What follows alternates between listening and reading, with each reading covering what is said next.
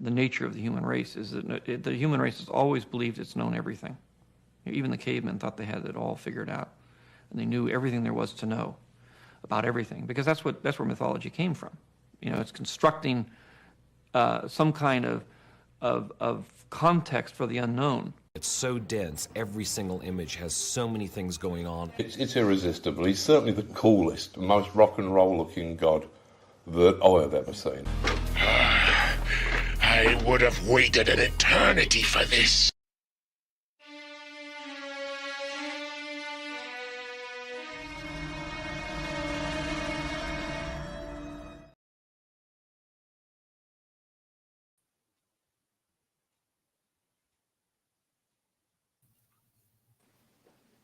Hello, we are live.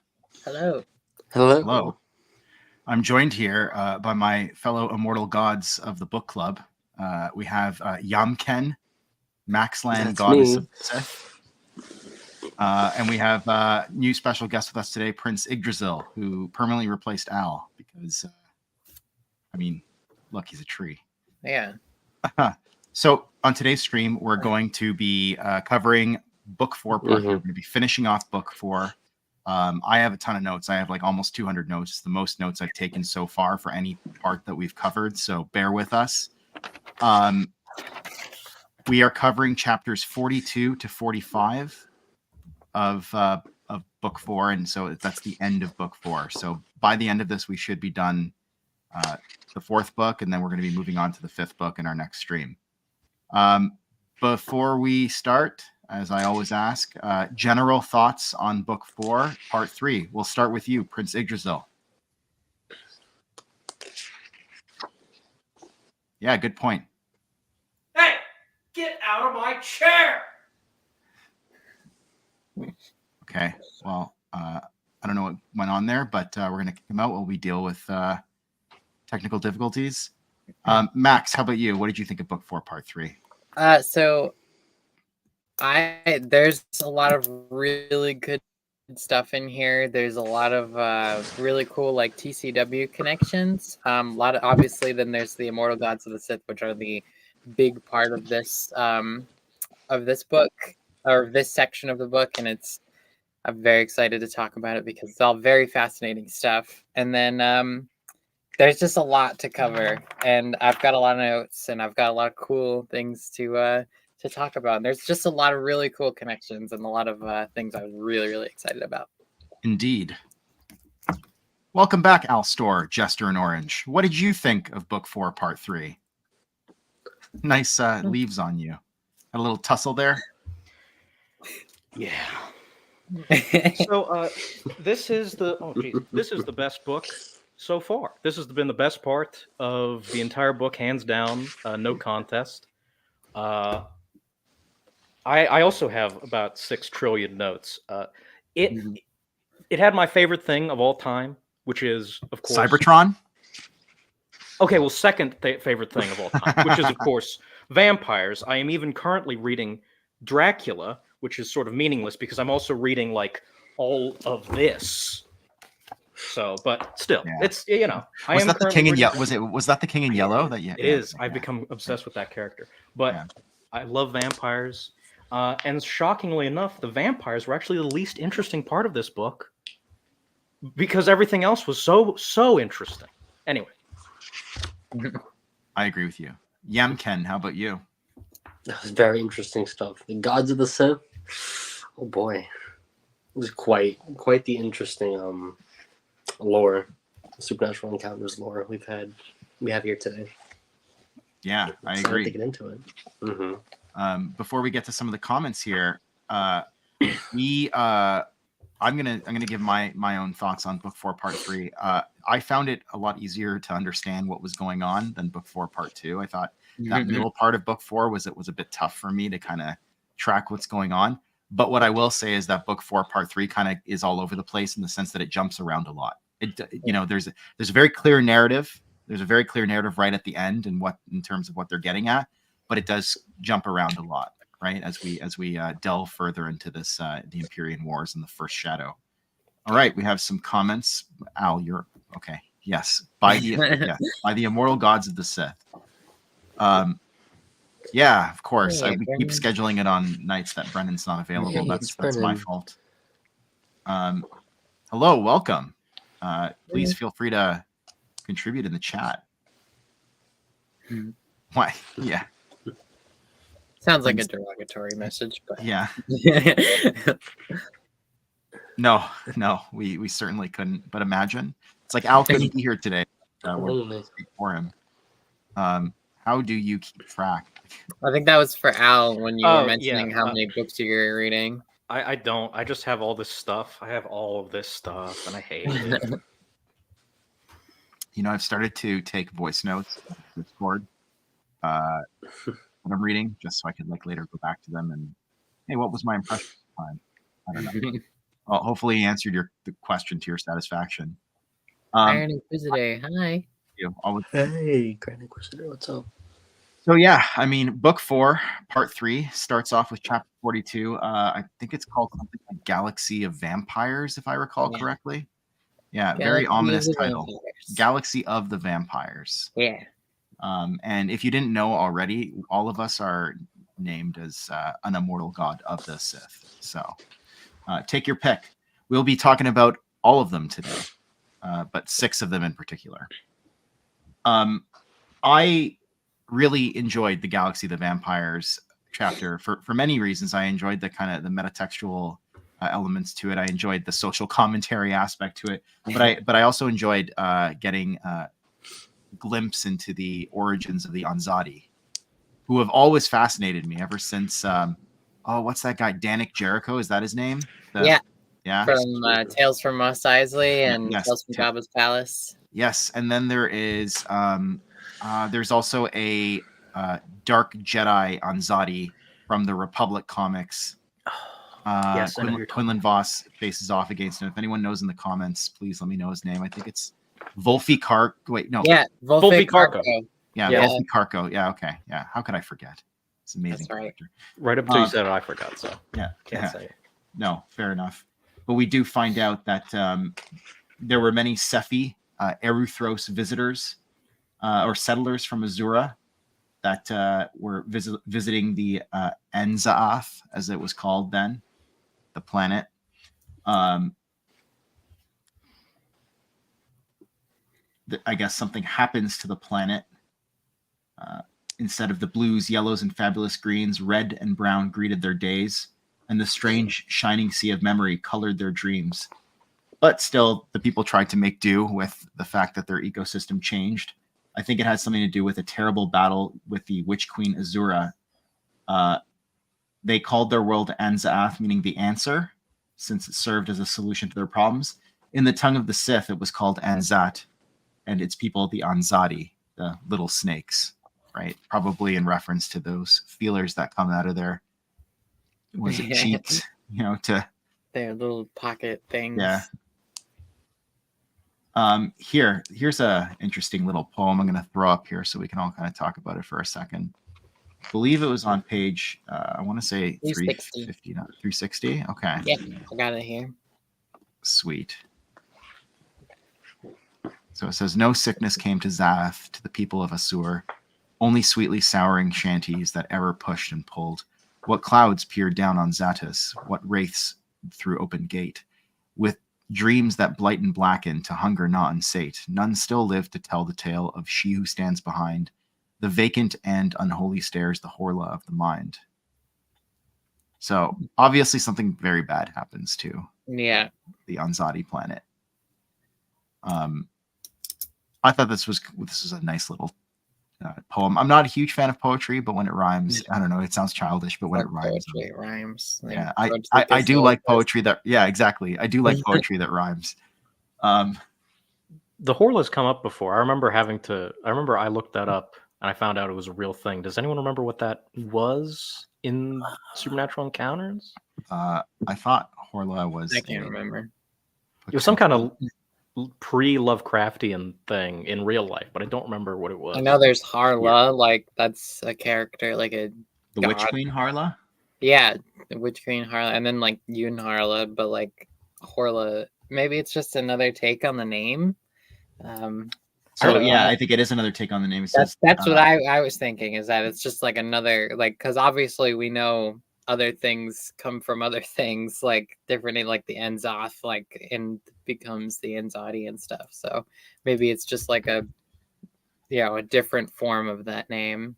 on page 258, it says she would later come to, this is Harla, would later come to be regarded as the Horla, and feared as a specter of horror and death. So, I mean, that tracks, because we're told that that there was a battle with, I believe it's between, I want to say, the Witch Queen Azura and her sick magic men, and Okay, I just kind of like lost track of that character. I know, like, the Enzadi stuff, like, I didn't really have like notes on. I was just kind of reading it, because, like, I mean, it's great stuff, but like I'm always more interested in, like, the, the bigger things, like the Sith. I know. We'll get there. But interesting to note that the Enzadi, the name didn't really change until the arrival of the Sith, or the Erythros, as they're still now called. Although that's going to change later today. I when I was reading through on the PDF version, I don't know if we talked about this before, but apparently Erythros means reddish in Greek, which I don't know if we brought up before. But I was kind of just curious. I don't remember. No, we didn't bring that up. That's very interesting. And I think it is actually pronounced Erythros. I keep saying Erythros, but Erythros sounds better. I've been saying like Erythros, or I just look at Star Wars names and just make things up, like just completely get it wrong. And I think with Star Wars names, it's just, it can go any way you want. Like, like you have Han and Han, and so it's like Lando calls him Han, right? Princess. So I think was it like Jan Dodonna calls him Princess Leia. Yeah, Princess Leia, and so it's like it can go either way. Fair enough. So the Enzadi begin to change after having been weakened by long exposure to the aurora. They first became known to their prey, those whom the Sea of Memory had not visited the night before. Those who now screamed in terror as tendrils hidden in the cheeks of friends and family. This is terrifying. Shot out and slithered their way into their victims' nostrils, grasping furtively until finally reaching the brain, where they drank of their essence, the great soup, leaving behind only dead and empty husks. And we know that the Enzadi love their soup, right? If you ever read the Danny Jericho short story or anything about the Enzadi, they talk about their soup. They do love their soup, and it's like really prevalent in Legacy, when those Enzadi like assassins are going after Cade and Gunner, and then they're just like, oh, like, I want the Jedi soup and everything. I'm like, that's gross. And you guys are really unsettling. Disgusting, but like I love it. Everything from 1999 to 2006 was like, we're all about the Enzadi. I know there was like a lot of Enzadi like in that era. It was really weird. I guess they were like, the writers were just like, hell yeah, like Star Wars vampires, let's get them in riding the Twilight hype train. Let's just 4 years before it started.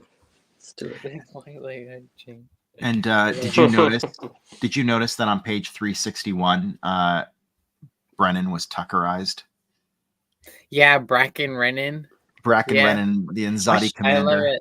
I saw Mitchell. Yeah. The name of the guy, his name is Litcham, and that's Mitchell. I couldn't figure out. Yeah, Erleg Litcham. Love it. Brandon is in Supernatural Encounters. I think he actually shows up again as a different character, Tuckerized. We'll get to that. I made a note of it. Yeah, he is. And then we had Watkins Milt at the beginning as well. We did, yeah. It's always fun to see. It's like, oh, who do I know that's been Tuckerized? Yeah, it's like, oh, it's my friend. And then we get Erleg Litcham, I believe, is he's in Erythros, right? And was sent, I believe, to subjugate or destroy the Enzadi, something along those lines. Right. Capture them, because I believe in the beginning of chapter 42, it says Remises basically is charged by the he's like one of the Shadow Council dudes, was charged by his master to obtain living specimens from Anzath, right? Which is what causes this entire thing. Yeah. And then we get a reference to one of the immortal gods of the Sith, Count Eosphoros, on page 362. He was the vampire king that walked the worlds as Count Eosphoros, and in other guises. It said that he brought back to life the Dread Mother and other witch queens who'd once ruled Droman Kos before they were exiled. I like that one of his alternate names is I'm gonna swing for it. I'm not gonna hit. Do it. Nesu Ferret, which almost suggests Nosferatu, along with his like regular name too. Kind of also suggests that. That's right. I thought that was really cool. So he's got like 5 different like beings living within him, which is really weird. This is like an aside, but earlier it says it talks about the orbital city of Ethania, which is located somewhere around the. Okay, let me sort this out. The White Bird clan of the Best Spin Khalida. I noticed that too. Yeah, it mentions those within like a few. Just like, oh yeah, I know the regular just wink references here too. Yeah. I've heard of Bespin before. Yeah. Just some planet from Empire Strikes Back. Yeah, I'm going to throw up something from page 363 that I thought was pretty funny. It's a Bracken Renan line. So it says he began to feed. When it was complete, he felt such ebullience, he nearly shouted aloud. Here, Ken, why don't you read the rest of this? Starting with the life force. Can I just say, when I was reading this, I was like picturing Brennan as like an Anzadi with just. Really? Yeah, I was just because I knew it was Brennan, so I was just picturing. I was like, what would Brennan look like as an Anzadi with just the tendrils? His tentacles. Okay, Ken, go ahead. With the life force, start us off there. With the life force of the Sentinel within him, he had gained a new ability and could now communicate telepathically. He knew that the Sith had come to take them to their accursed planet, but he now understood the intent behind it. His people would not be used or preyed upon. They would be the predators. He mentally reached out to the leaders of the clans, who in turn spread the word. Feed at will. Love it. Vampires everywhere. Very spooky. I still have trouble with this. I too picture. Yeah, I have trouble with picturing him in that way. But I was reading this part like before like Halloween, but it was like in October, so it was like very time appropriate, like reading all this vampire stuff around that season that just previously passed. For sure. Cool. And we have even more here. It's I really like this last line. Here was a black and sacred act, rebirth. So basically, they're creating more. Yeah. Like undead, essentially. Like they're creating like vampires, it seems like. Right? In the midst of battle, the Sith watched as their fellows were attacked and seemingly killed, only to get up again as mad and ravening things. So, Licham, I believe, gets taken and turned into something undead.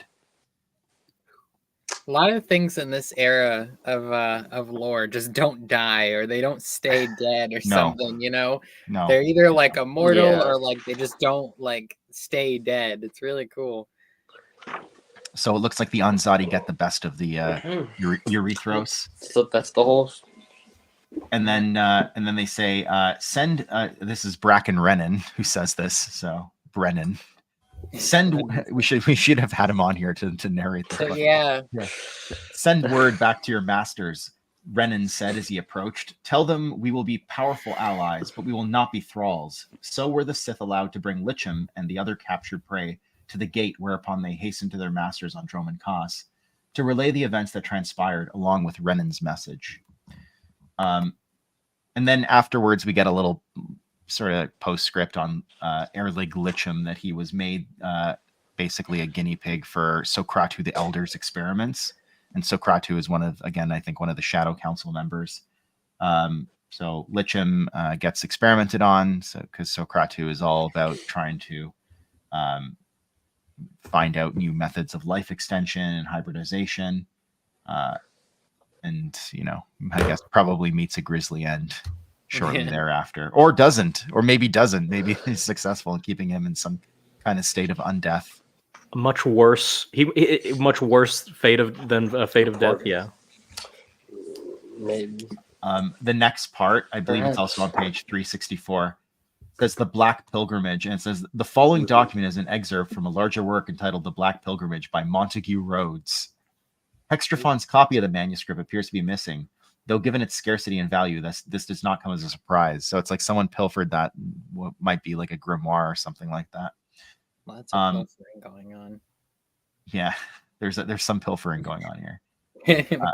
And then on page, I love page 365, 366.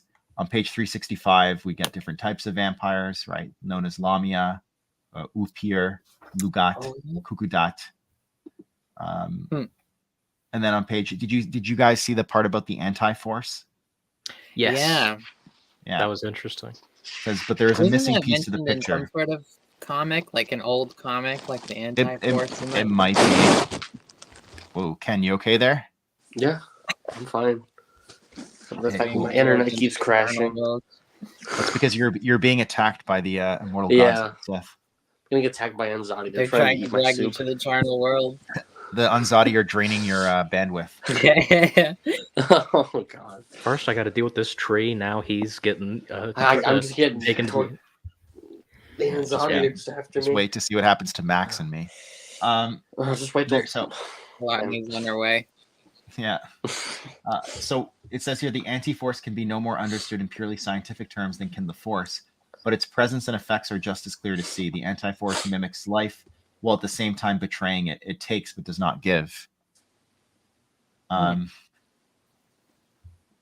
Here we go. The anti-force is something that was mentioned in the Waru book and never again, I think. So, okay, yeah, right. I recall it was, mentioned in the Crystal Star. Yeah. Yeah. The Waru book. The Waru book. Bible. Just call it that from now on. I think Matthias meant the Book of Waru. The Book of Waru. As it's known amongst us adherents. Yeah. Mm-hmm. They also sacred mentioned texts. on 365 that Nal is like a grotesque manifestation of collective vampirism, which is really freaky because like he does. I love that. That's pretty good. I love that reference, but I love what they say about him, that even he is better than vampiric societies. Yeah, and like the ideology of vampirism and stuff. Yeah, so wow. I'm just gonna like speed read this part, but basically entire societies are structured around a vampiric premise. While this is more obvious in the fortress worlds of warlords, tyrants, and Sith, etc., we find the same basic foundation in supposedly free societies, only with an added facade, a layer of make-believe that disguises the fact that the upper echelons still prey on those beneath them financially, psychologically, and even physically when it comes to war and the desire of the leaders to obtain greater resources or land. But as this is done while pretending to offer something in return, notions of freedom or the opportunity for wealth, though for the reality for most people is so often negligible as to be meaningless, the majority don't see through the vampire's greatest power, their ability to charm and deceive. The illusion that they cast is strong enough to perpetuate the parasitic cycle year after year, century after century, and is spread ubiquitously to nearly all governing bodies, including very terrible ones who know enough to continually proselytize the idea until it is deemed common sense, unless the citizen accepts that this is the natural order. Until the citizen accepts that this is the natural order of things, and that any deviation from it is seen as aberrant and punishable to one degree or another. That hit me hard because that's vampirism. I almost feel when I read something like that, I was like, hey, the society that I live in is kind of Yeah, like that. Yeah, that's a little bit Hey, more that here I political am. literacy Mhm. we were talking about in a couple sessions. Or it Yeah. reminds me of the Marty McFly scene where he's like, "Hey, I've seen this one before," you know? I've seen this one Like, before.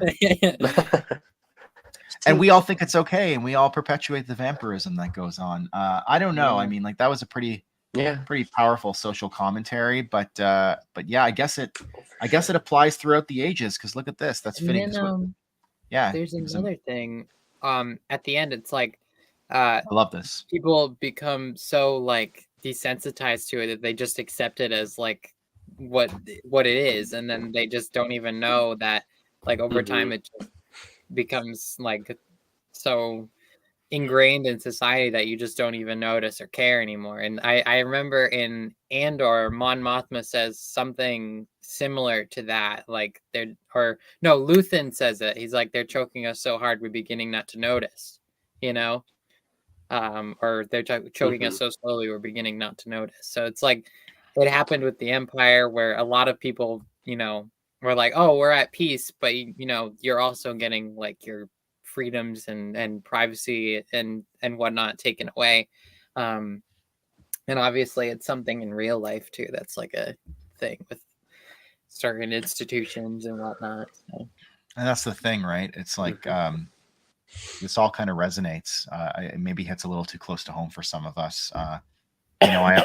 I see often that there are people like, who probably make a very modest income, if any income at all, that prop up like billionaires like Elon Musk and Jeff Bezos and stuff like that, and defend them and their right to own property and stuff like that. And you see like on various social media platforms that, people who do this kind of thing are criticized for being like displaced millionaires. Like they think that like, even though they're currently poor, that might not always be the case. And so that therefore I'm getting too far off track. This is like becoming a social commentary, but just nail right on the head. Just knock it out of the park. Mixing metaphors.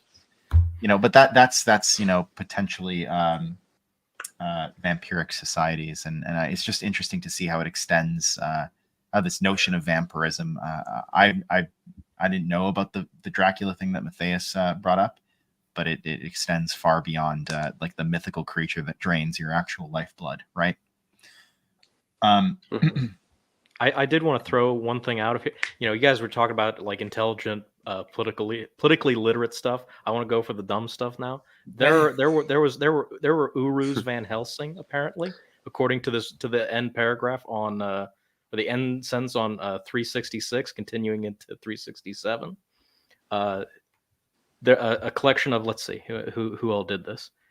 Some years hence, above wherever in Pergathea, Slegians, not even gonna try. KY something. Kylesans. I'm just gonna butcher it. So Murachan of Nasu Minor tracked down and destroyed the Darafam. However, later the Lord of the Dead was not pleased, but new sentinels were engineered by one of his foremost servants, a former human mortician, but instead of flesh, they were given metallic bodies to hold the possessed brains of the recently departed, specifically some of the Slegians. So you get both Uru Van Helsing and Uru Stein. You get both Peter Cushing in Dracula and in Frankenstein. I love it. That's so funny. And we kind of glossed over the Darafans, but they're the I believe they were the Sentinels that were created to assist or like Licham in the beginning of the chapter. They get altered and turned into these things. I think that I want to say, right, they become the Devourers, or Darafan in the Sith tongue. But yeah, they look like they're, I guess, globes or circular objects that kind of float around, and that's why Cold Dan Design takes one as a pet, because it reminds him of himself, which is kind of funny. That's that's at the end of page 366, or I think at the beginning of page 367. We might have glossed over that a bit, but that's why he takes one as a pet, because these Darafan remind him of himself. We get something on page 366 about the Black Pilgrimage. He who would drink the blood of his enemies and command unwavering servants should voyage to Chorazin and pay obeisance to the Prince of the Cosmos. And basically, from it's called like the Black Pilgrimage. When you get that invitation, from that there is no coming back. And there's people out there who think it's like a literal pilgrimage, right? And then there are other people who think it's more of like a metaphorical pilgrimage to denote a transformation into vampirism or something along those lines. Did you get the reference to the? Is it Barabel? Barabel? I've never actually said it out loud before. Barabels? Barabel. Barabel. Okay. Where? There was also. It says the Sarkin prey became Barabel. Where's that? I believe it's on. It's 367. Oh, I see it. Oh, what? Yeah. Cool. Yeah, Barabels. I love Barabels. They're like better Trandoshans.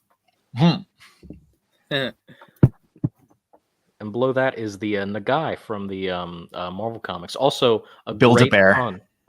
Great pun. Barabel. Yeah. The Final Order, also the Darafan. It was the Zeiston class Star Destroyer that destroyed Kijimi in I believe that's the Rise of Skywalker. That's interesting. I didn't know that. Wait, what? Is the Darafan something? Was the Darafan pre-existing before? Like. Oh, it was okay. It was the name of one of those destroyers. Okay, that's weird. Oh, okay. I see. That's cool. Ew, That's a really interesting. That's a good catch. See, look, Jesse, you've earned your spurs. You just provided something that we didn't know about. So there you go.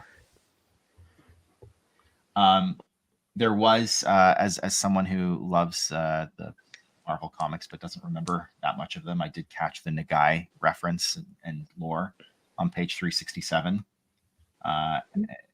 It talks about the Nagai and the Toph, basically in the Fire Fist Galaxy.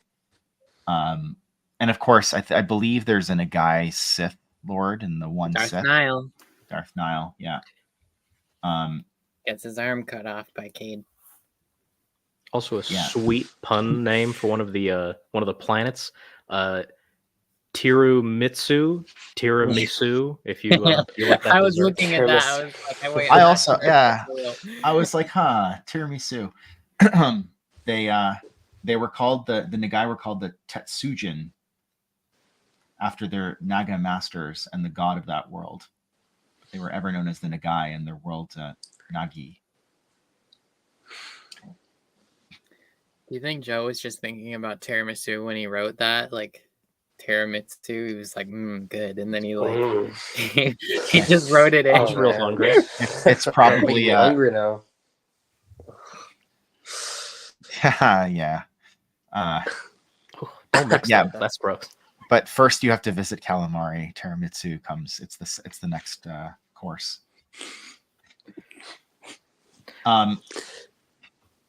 On page 368, there is a reference to the Abyss of Ra, the Infernal Gate on Tython. There's an Infernal Gate on Tython in that chasm that I think is featured in the Dawn of the Jedi comics, which is really cool. Because I believe that chasm, if I'm recalling correctly, and I might not be because it was like 2014 when I read Dawn of the Jedi, there's like a chasm that exudes kind of like dark side energy or something like that. And I think that might be the Abyss of Ra, and this explains why, because there was an infernal gate there. Oh yeah, that's actually pretty cool. If you roll that way, of course. But that's pretty neat. Well, I mean, as much as I'm not a one canon person, I think that there is also arguably room for the High Republic Nile to fit within the expanded universe, just because it's not an era that has been largely explored in the expanded universe, so it could work both ways.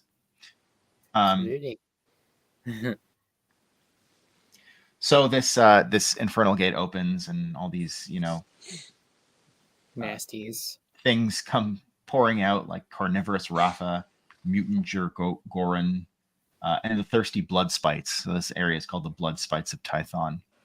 Alongside acid spiders, hook hawks, and silk lizards. Oh. Sorry, silic lizards. Oh. And spiders, and I thought the like energy spiders on Kessel were bad. I don't like spiders, man. And why is this happening? I guess it seems to me, I don't know if I'm correct in this, but because the people who are currently settled on Tython at this point in time are Eurythrans who escaped from Erythros, and Oh, you know, right.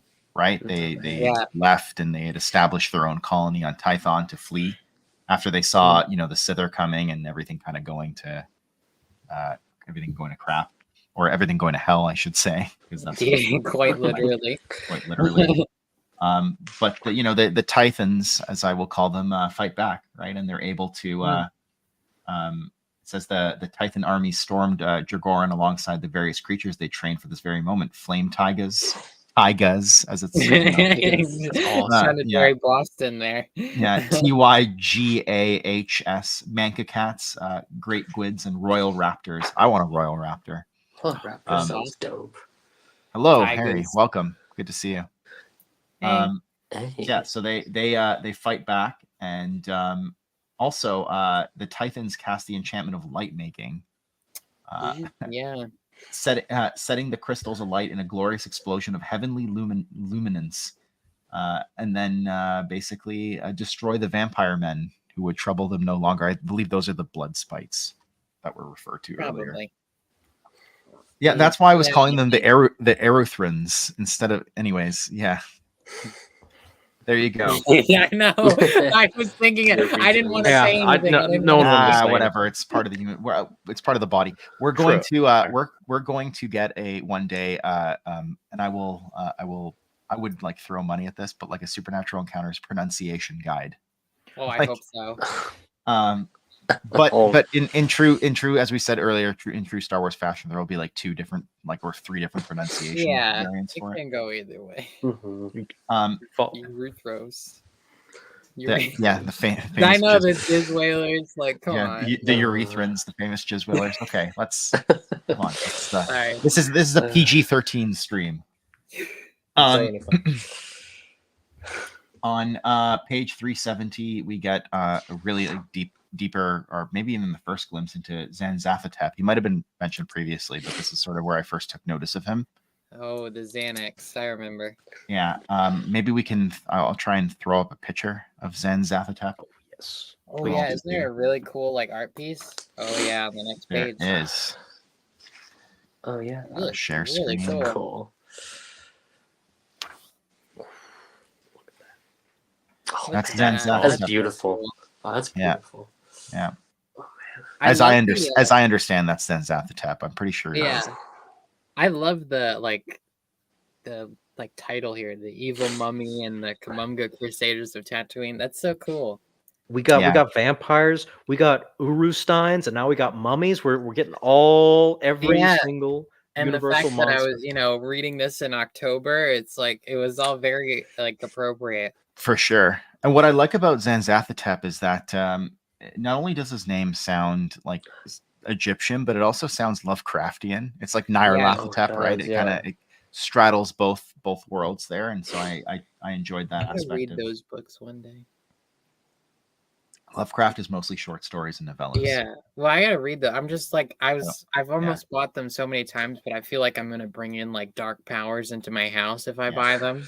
So I don't, but well, maybe I don't believe Lovecraft ever wrote a full length novel in the sort of current sense of the term. It's all I just feel like I should have those books, because I know you can buy his entire works. They sell them in like big hardcover bound volumes. Yeah, and I've seen them. Yeah, plus him being a Rhode Island native and me also being a Rhode Island, I'm like, oh, that's our claim to fame, I guess. But no, Viola Davis, but There you go. Why don't you even please? I recommend them in the chat even, and I'll throw them up just so people can see them if they're watching this stream now or later. Yes, Hotep, exactly, like Imhotep, or that's what came to mind immediately. Being a big fan of the Mummy. Yes, so I have like two or three. I have one that's annotated, and I have just another one that's just Anyways, I more than I should probably have. I like how we are, and this might have been actually in Lightsider. I'm not sure if I remember, but Cedrus means supreme malevolence. Yep. Yeah, Yep. I remember because I reading Lightsider. I remember that because they do mention that. So we have already a suggestion here. Call of Cthulhu is a good place to start. That was also the first Lovecraft story that I read, and at the Mountains of Madness. Yeah. I was gonna buy like a collection of the books the other day, like they last on, week or something, and then I was just yeah. like, I was like, I'm probably gonna like open the doorway to some demonic entity into my house if I buy these books. I'm like super superstitious, so like, yeah. I'm a huge fan. It's probably my favorite Lovecraft work. It's not so much a horror novella, but it's called The Dream Quest of the Unknown Kadath. And I was talking to Arthur Lowry today. Shout out to Arthur, yo. He read The Color Out of Space, which, if you've ever read the book Annihilation or watched the movie Annihilation with Natalie Portman, is loosely based off of The Color Out of Space. Or there's also actually a fairly decent Nicolas Cage movie that was made a few years ago called The Color Out of Space, which is, I think, a good modern adaptation of that story. So I recommend all those things. All the things. I think it's also. I think his whole work isn't his whole body of work in the public domain. Who, Lovecraft? Yeah.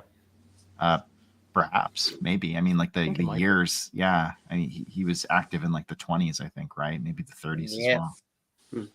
His house is still in Providence downtown.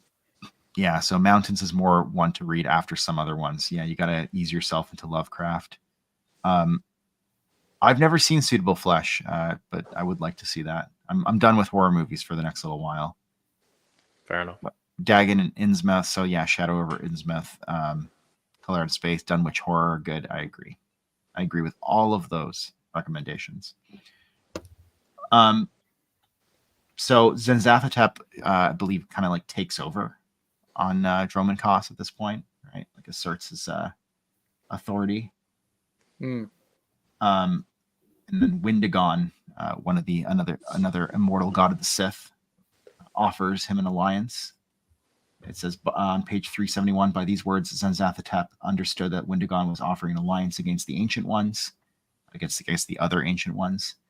It was tempting, but in the end would only make him another of Tuluku's thralls. And if it was discovered before the Golden King could eliminate the outer gods, he would be hunted down and destroyed.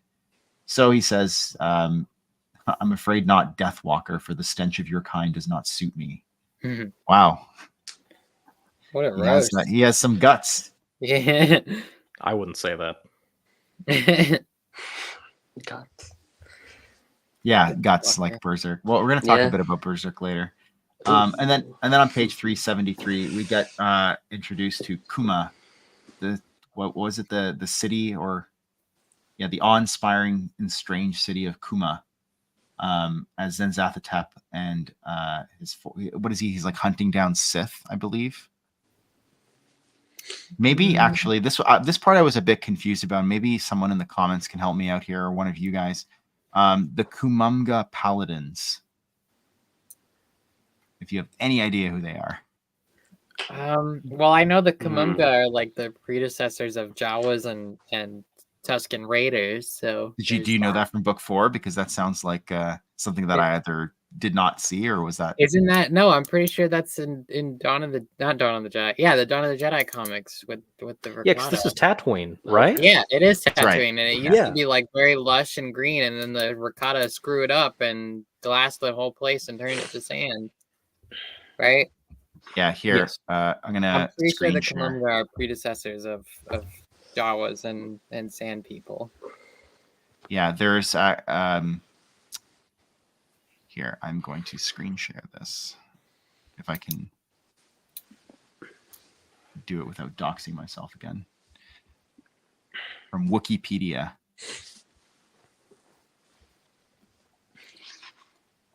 But please keep talking while I figure my stuff out. Okay. It's like I'm looking at Wikipedia right here on my phone. It says like the extreme climate change of Tatooine had the Kumonga evolve into 2 races, the Gorfas and the Jawas. So, and the Gorfa being the Sand People. So like, oh, there we go. Yeah, the Kamumga. Okay, yeah, Yeah, I was confused a bit about what was going on, but that's right. So Yeah. Zanzathotep goes to Tatooine. So still like kind of like ancient Egypt themed, but it's currently a jungle, which is interesting. That's fun. Yeah, it's like a more verdant like planet before the Rakata screw it up. And so Kuma is a city on Tatooine. I wonder where that would be like geographically on Tatooine currently, like, you know, saying like where would Kuma be? Like would that be like around like Anchorhead or like Mos Eisley or something? Like I wonder where it would be on the map, you know? Yeah, that's interesting because I mean there would probably be no, if any, remaining. Yeah, so it would probably be destroyed and then Ruins, you yeah. know, everything turns to sand, so it's like there'd Well- probably be like no trace of it left. In KOTOR, don't they talk about there were previous attempts at settlements that failed? So like they kind of kept building on the same spot. I might be reading a little bit more into that than it's actually Maybe. in the game. I know there was like a lot of things. I know there was like the people who brought the sand crawlers there, like they were like mining for stuff and they couldn't find anything and then they just left. And then there was like the inhabitants of like Fort Tuscan, where the Tuscan Raiders got their name, and then Wait, so the sandcrawlers were brought by someone other than? I thought they were built by the Jawas or something. no, they were No. left there from this mining guild who went to Tatooine to like mine, and then they couldn't find anything, and then the Jawas don't- just took them over. That's interesting. Don't Yeah. in KOTOR outside of Anchorhead, don't you run out like you run out into the Dune Sea or whatever, and the first people you talk to are people abandoning their sandcrawler, which presumably the Jawas take. Oh, yes. And this was in the suggested reading. I never got to it. I believe there is a copy of Lost City of Tatooine available on StarWarsTimeline.net, Joe's website. So, you know, it's readily available for people to check out. If you try and find one, good luck. They're super rare. I've seen like maybe 2 eBay listings in my life, and one of them was for like $2,000 or something like that. Might have Oh my been Joe, God. but Man, yeah. man. Marcel, wasn't the origin of like the sandcrawlers, wasn't that in Tales from Mos Eisley Cantina? I'm pretty, or no, Tales from Jabba's Palace, or Yeah, it one of was those books. Tales from. It wasn't Tales from Mos Eisley. I would remember. No, then it was Jabba's Palace, because I remember the first one is those Jawas out in the Dune Sea, and then they come across the Rancor and like the crash ship and everything, or something. Yeah, It was something like that. The first story in Tales from Jabba's Palace or Tales from Mos Eisley is the wedding story when the Biff have to play at the wedding. Yeah. Although there was another one, like the swap meet one with the Jawas. That's what, like mapping the future or something like that. Is that the one you're talking about? No, it's called like swap meet or something with trading, and then I'm pretty sure that it's like there's like a whole Jawa gathering and everything. Isn't so spoilers for that book if anybody here hasn't read it, you know, just in case. I think that's the one that sets up the chain. It's the Jawas. They have their little swap meet, and then they go away, and the one comes back and he finds his friends killed. So he goes into Mos Eisley, gets a gun, shows it to the Bayonet. Yeah, that and gets one. killed. Yeah. Yeah. You know what? Maybe you're right. I'm gonna have to go and double check Tales from Mos Eisley. Sure it is. There's always a good reason to reread that book because it's one of my favorites in the entire Expanded Universe. Okay, so it was actually Corellia, like their mining corporations that made the sand crawlers. Yeah, so they're Corellian. That's good to know. And then I think on page 373 we get another what I believe to be another Brennan anagram.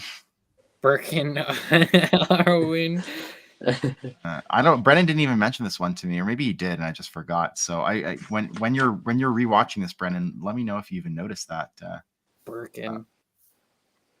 And then Zanzathotep claims the torque, right? The supreme malevolence smashed into a chamber, I believe in Kuma, and claims the torque. Wasting no time, the Kumumga, looking on in horror, he opened the sarcophagus and placed the jewel upon his neck, this being Zanzathotep. Not for lesser beings were you meant, he said to his precious artifact. Now I take my place in the eternal pantheon. So he's trying to ascend, right, to godhood.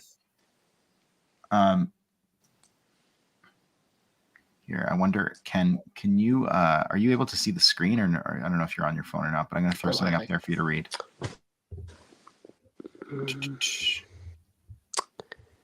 There you go. Let me see. Oh, okay. Yeah. Can you see it? Yep. All right, I can read it for you guys. Zanzathatep stood as one stricken. The torque had severed the supreme malevolence from his powers. The story of the Necklace of Command had been a ruse, established long before the conclave of the Firstborn, to ensnare enemies who might come looking for the source of power that they believed the artifact would grant. So, the conclave of the Firstborn tricks people with this story. Zanzathatep puts this. This is like when I play D&D, like first edition, and then I find some great item, and then it's like, yes, now you've lost all your powers, and your constitution is like 3. Oh no!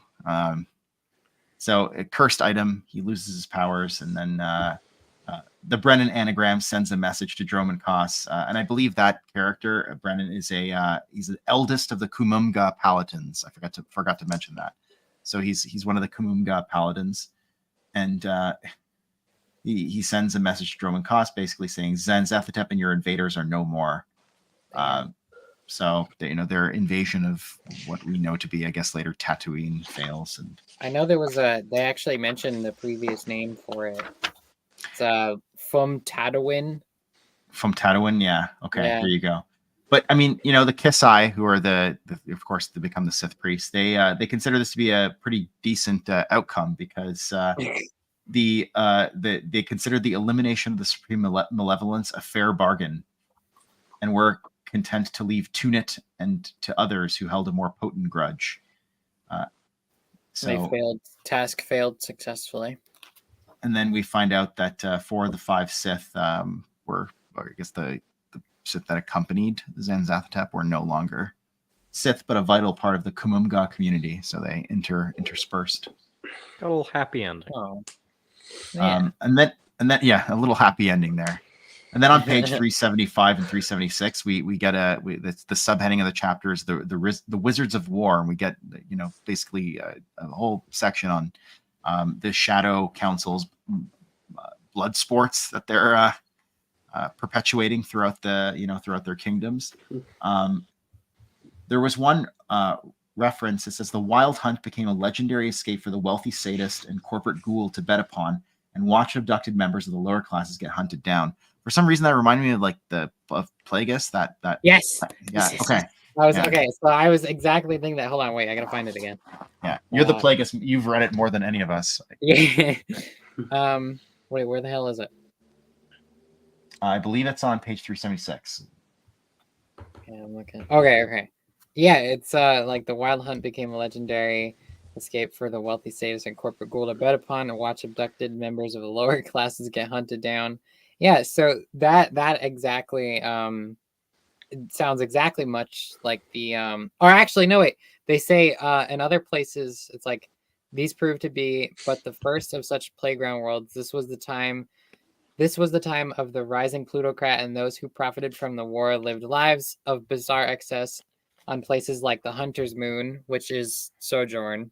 They call it the Hunter's Moon in Plagueis. And then that's the whole thing. It's like Plagueis has what he calls the Gathering on Sojourn, and he has this castle, and he's got all these wealthy people from across the galaxy. There's people from the Hutts to bankers and different gang members and higher ups in the galaxy and you have to be like specifically invited. And he mentions how you don't like get the coordinates to come here, like you have to be picked up, like a ship that is designed by his master. It's like Rugis Gnome designed ship will come pick you up and bring you there. And it's like a whole thing where he also mentions it eventually evolves into not like hunting people, but like animals and like exotic creatures that Plagueis has cloned in the from Camino. Yeah. Like like extinct creatures like that he got the DNA for and had them cloned. And it's basically just a whole party for all these rich folk and these underground kind of corporations and stuff on Sojourn. I remember I was reading this. I was thinking exactly that. I was like, oh, so it's like the Gathering, and it's just so cool. And it's cool to see that, like, you know, the Sith have been doing this for ages. And then I know Plagueis mentions it's like a thing that his father started, but only recently kind of got involved like with Sithy business, and that Plagueis was using it for those means. But and now we see that it's been kind of a thing for ages that the Sith have been doing this kind of thing. Yeah. So, I also like this reference. It's called the Wizards of War Tandel. I remember that planet from Star Wars Rebellion, the computer game. I used to play that game religiously as a child. I think, Scott, you had mentioned, I think on a recent stream, that you used to play Star Wars Rebellion too. I used to play that. You and I are pretty much the same age, I think. So like that tracks. Like, used to play that game for hours and hours and hours on it. And I think it appeared in the KOTOR comics too. Later on, I don't remember when, but like it was later on in one of the later arcs. But yeah, the Wizards of War, but like War Tandel, WOR, and then Tandel would be the second word. So yeah, I definitely caught the Plagueis reference there too. I thought that was kind of cool. But we learn about, you know, the immortal gods and how they've set up these blood sports and gladiatorial combats, and, you know, basically like torture games. It's like, you know, playing Saw or something like that, right? It's like a Saw movie or something like that. Like, people have to go through like these probably different types of obstacle courses, and it's like, if you lose, then you die. Yeah, that's how it is with the Sith. It's just all or nothing. Like, you succeed or die. Yeah, This is why they get wiped out every couple generations. They're like, Yeah, oh, they're too everybody busy dies. killing Well, each everybody other. dies. there was a very cool reference linking, yes, the game that makes it. Yeah, I know. Good fun. It really did. Destroyed my knowledge of Star Wars geography for years and years. What I will say though is that it was very fun though. So I enjoyed it. There's more to the Wizards of War going on there. Interesting. Always large galaxy, to my detriment. Yeah. I think I picked that game up during a sale, but I've yet to play it. Yeah, it probably, I don't even know if like modern computers can run it. Probably can. It's a pretty simple game, but yeah, there was a reference on page 377 linking the Remulakians, which I was like, that sounds familiar. It's from the movie Coneheads. Oh my. With like Dan Aykroyd. Oh my Yeah. god. Oh, like the comedy movie? Yeah. Yeah. I see it. No. I see Yeah, it. linking them to the Syrians. Or it had to happen eventually. I think I say the hilarious. Syrians, but I think it might be the Syrians. I'm not sure. But anyways, I've always said like Sarians. Syrians. So that would be, of Yeah. course, Ki-Adi-Mundi's race of Coneheads. And that now directly That is sets up hilarious.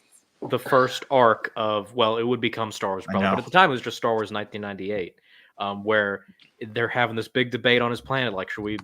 I don't even remember what the debate is about. Like, should we get technology or just continue to not have technology? Something like that. That's right. That's Prelude to Rebellion. Yeah. Right. Wow. That's so funny, actually. Because it says I love that. they came to Syria. A council of elders was appointed who shunned advanced technology and strove to preserve the forests, mountains, rivers, oceans, and plains around them, inviting Athorians to help them live in balance with the natural world. The polluted planet they'd left behind fell to misery and woe until it collapsed entirely, leaving only those now known as Syrians as the viable remnant of that race. Oh, no.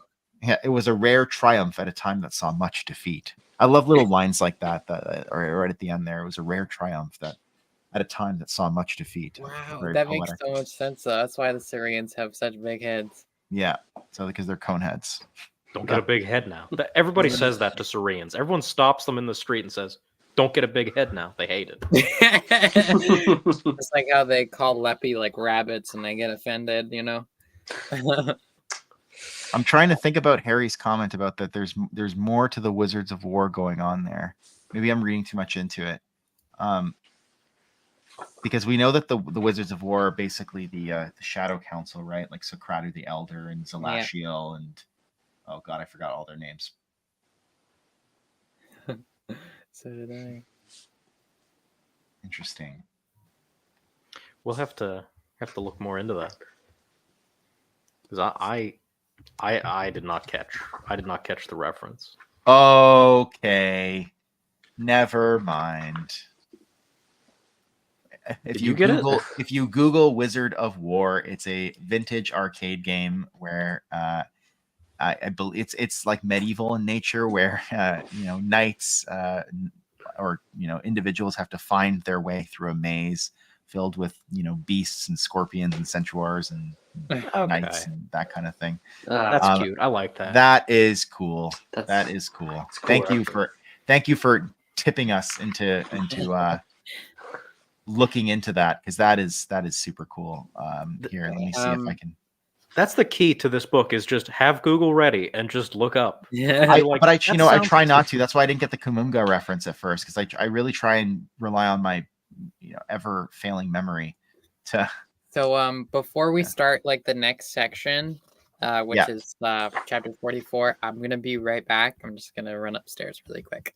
Yeah, go for it. I'm gonna just screen share this Wizards of War thing. That's so cool. Yeah, reference to an old arcade game. There's a section later where he lists off a bunch of. Oh, let's see it. Ooh. Google is 100% my. That's why I want to like almost save it for Brennan's breakdown, so I can. Oh, I didn't notice that, or oh, that that kind of thing, right? So, but yeah, Wizard of War. That makes sense. That's great. I broke down later, like it was like 1 a.m. when I was reading a later section of the reading for this panel, and I went through and I just looked up every single thing that he listed off, and I have it all here for later. So for once, I actually know every single reference that he has in a list of, in this case, Earth worlds or Earth colonies. Yeah, we're gonna talk about the Earth worlds a little later too, but I think we can probably even talk a bit about. Let me see here. What's the Berserk stuff you mentioned about gods? I'm curious. I don't think it's a direct reference, but we'll get to it. I'll tell you.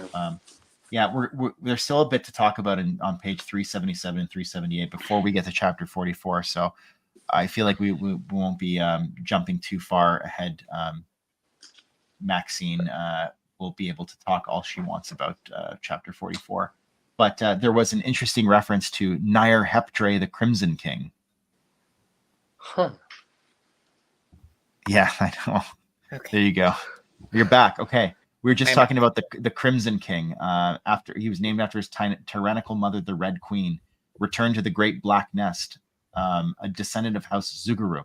He was known as the Keeper of Secrets, for it was said he held knowledge that even the Sithir had not obtained.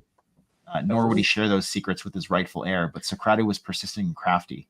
He had arranged the death of the Crimson King, Nair Heptre's his true heir, and the disappearance of his mother, the Crimson Queen.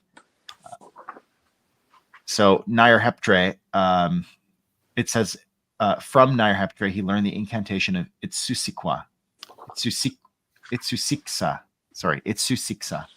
that could bind spirits to statues and temples. Done properly, the seeker spirit would be bound to the loci of a temple or an inanimate phylactery designed beforehand with eldritch geometry that focused the power of the dark side to a nexus upon which the spirit is suspended and imprinted. Done improperly, the spirit would be utterly destroyed. And then we got a reference on page 378 to, I believe, it's a Tales of the Jedi short story in the Tales of the Jedi Companion called A Tale from the Dark Side. Oh, yeah. Says, yes, I remember that. The raging spirit of Nair Heptre was embedded in an obelisk that would reveal and open the door to the library temple Socratu had built on Craeus II. For uncounted millennia, his father served as a sentinel, going on to capture the spirits of 4 Jedi and 4,000 BBY. I remember that. I narrated this story on my channel. Yes, you You can did. I check it out, watched A it. Tale from the Dark Side. Yeah. And it also has a reference, I believe, to Star Wars Rebels. There's like a deep cuts reference there for anyone who's interested. I believe I might have mentioned in the description to the video, so go check that out. I'm trying to remember the Sith incantation. It was like Dumo. I can't even remember. It was like something. I can't remember what it was, but it was, yeah, it was really funny. Yes, there were many references in this paragraph. I mean, it's all about explaining what a dark side nexus is, which is something that I've gotten into many a Reddit argument over. So I much appreciate it. Yeah. I'm a big fan of the Dark Tower series, and so yeah, I caught the Crimson King reference too. I didn't know if it was a direct reference to it, because it was quite vague, but I definitely caught that reference, and then I also was thinking in my head like King Crimson, the band, but I don't know if that has anything to do with anything. Yes, the names are references because the Crimson King would be Nakash, and this guy evidently isn't him. And Nakash, of course, I believe is the father of shadows. Before we get to the Gathering of the Green, which I promise we will get to, Maxine, this I thought was a very cool turn of phrase that I'm going to share with everybody. I also wanted to just quickly point out on 378, there's just some mentions of Darth Dreadwar and Darth Ruin and Darth Millennial, which is really cool. Yes. Just some cool little Sith mentions there. Yes. We also get clarification on what Darth Millennial is, which is very interesting. Yeah, in the footnote. Yeah, so footnote 99 says, though deliberately obfuscatory about his background, encouraging rumors that he was a little more than a human mutant, Darth Millennial descended from the three-eyed Trascan witches that inhabited the unknown regions. Ooh, so very cool. Very interesting. This was Ken. Can you read this for us? Yep, sure thing. Of their successors, many of the top candidates stood up for inclusion in this greatest of Sith ranks, but only the highest of the elite would be permitted to take the trials in the Synagogue of the Serpent. Erected on many worlds, few survived this bizarre, pyramidal-shaped temples of torment, but those who did were deemed worthy to follow in the footsteps of the Ninuzgzingde. I say Ninuzgzida. Matthias put it in the chat pronunciation. Ninuzgzida. By the lords of the Shadow Council. Yeah. Ninuzgzida. Okay. Ninuzgzida. Okay, there we go. And then their name changes later on. We're going to get to that, so it doesn't even matter. It becomes even harder to pronounce. And then we get to chapter 44. I love it's like we're like an hour in, and we're on chapter 44, which makes you think, oh, they've already done like chapters 42 and 43, and they're halfway through. But no, it's like no. That's just how this book works. No. Spend hours on one chapter. Yeah, that was a pretty good impression. Whoever was that, you, Al? No. Yeah, you got to learn how to do the voices when you have so many action figures. You just gotta know how to do them. Here, I'm gonna throw this up for Maxine. So it's chapter 44, The Gathering of the Green. Yes. I loved this chapter. I loved all this. It was so good. Yeah, unlimited page. Well, it does feel that way sometimes. Unlimited pages. That's me. That's what I got. But of course, it's not like there's any other new EU right now, so it's not like I'm in a hurry to finish this. So following the attack on Revia, which we talked about last time, Neti wizards joined with the Asogian offspring races of the Ithorians and Octusi to help protect threatened worlds and form an assembly of like-minded botanical races led by Prince Yggdrasil, who graced us with his royal presence earlier in the spring. Sovereign of the Neti.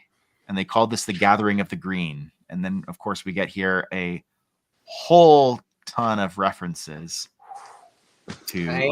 I noticed the Apitekins from Children of the Jedi. There's also the Bafor, which the Bafor trees are on Ethor, and those are the trees that give off pollen that makes the Von Dune crab armor of the Vong kind of destroy itself and crush the warrior in it. So that's pretty cool. I didn't notice that before, but I just picked it up just now looking at it because you know Yeah. it's cool. There's You a also lot get of deep cuts in this area. Like they have a reference to the Zongorlu, which is referenced in John Jackson Miller's KOTOR short story Interference, which is also narrated on my channel with Sheev Talks. So check that out. But I it's see. just like such a crazy Rotian. reference. Yeah, the There's this Bathwards. thing, Rotian. It says in parentheses bouncers, and bouncers are native to Rusan. Yeah, Jedi versus Sith, and they also Yeah. appear in Path of Destruction, I believe. Yeah. And Oud Banar is a Neti. That is correct. Yes, he and is. so is Trasa. Yeah. Yeah. they also appear in the Jedi Knight or whatever, the second Dark Forces. Oh, game. and Dark Forces. That's Yeah, right. well, Knight, not even the game, but in the book, I know for a fact. Yeah. Oh yeah. There's a What there's is a Nettie the, in the Dark Forces book. No, No, bouncers. bouncers. Oh, bouncers. Well, yeah, that tracks. What are these Zolosians? I see these are Floaters. mentioned here. What that sounds very familiar. I Zillos. feel like that's something we've like encountered before. It was another supernatural encounter.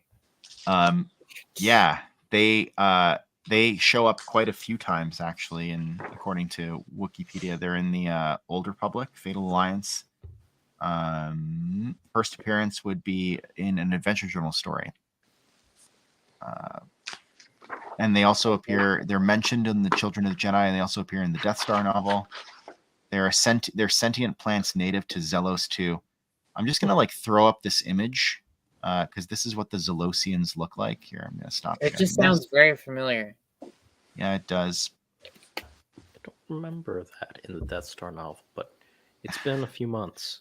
There you go. That's Oh, a wow, very okay. strange image. They're I thought you said it was a PG-13 stream. she's in, whatever. She's covered. This is no worse than the Titanic movie, and everybody loves those. No, It's now it's PG-14. Sorry. Wow, that is cool. Bouncer Jedi. Yeah. That's pretty Awesome. dope. That's Yeah, awesome. fanfic. Love That is so cool. that. It's cool, dude.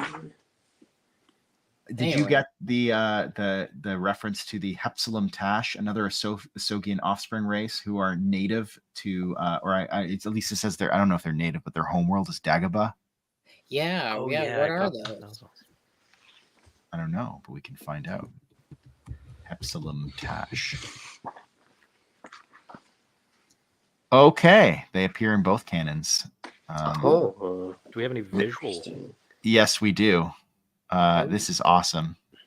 I want a Hepsilum Tash friend.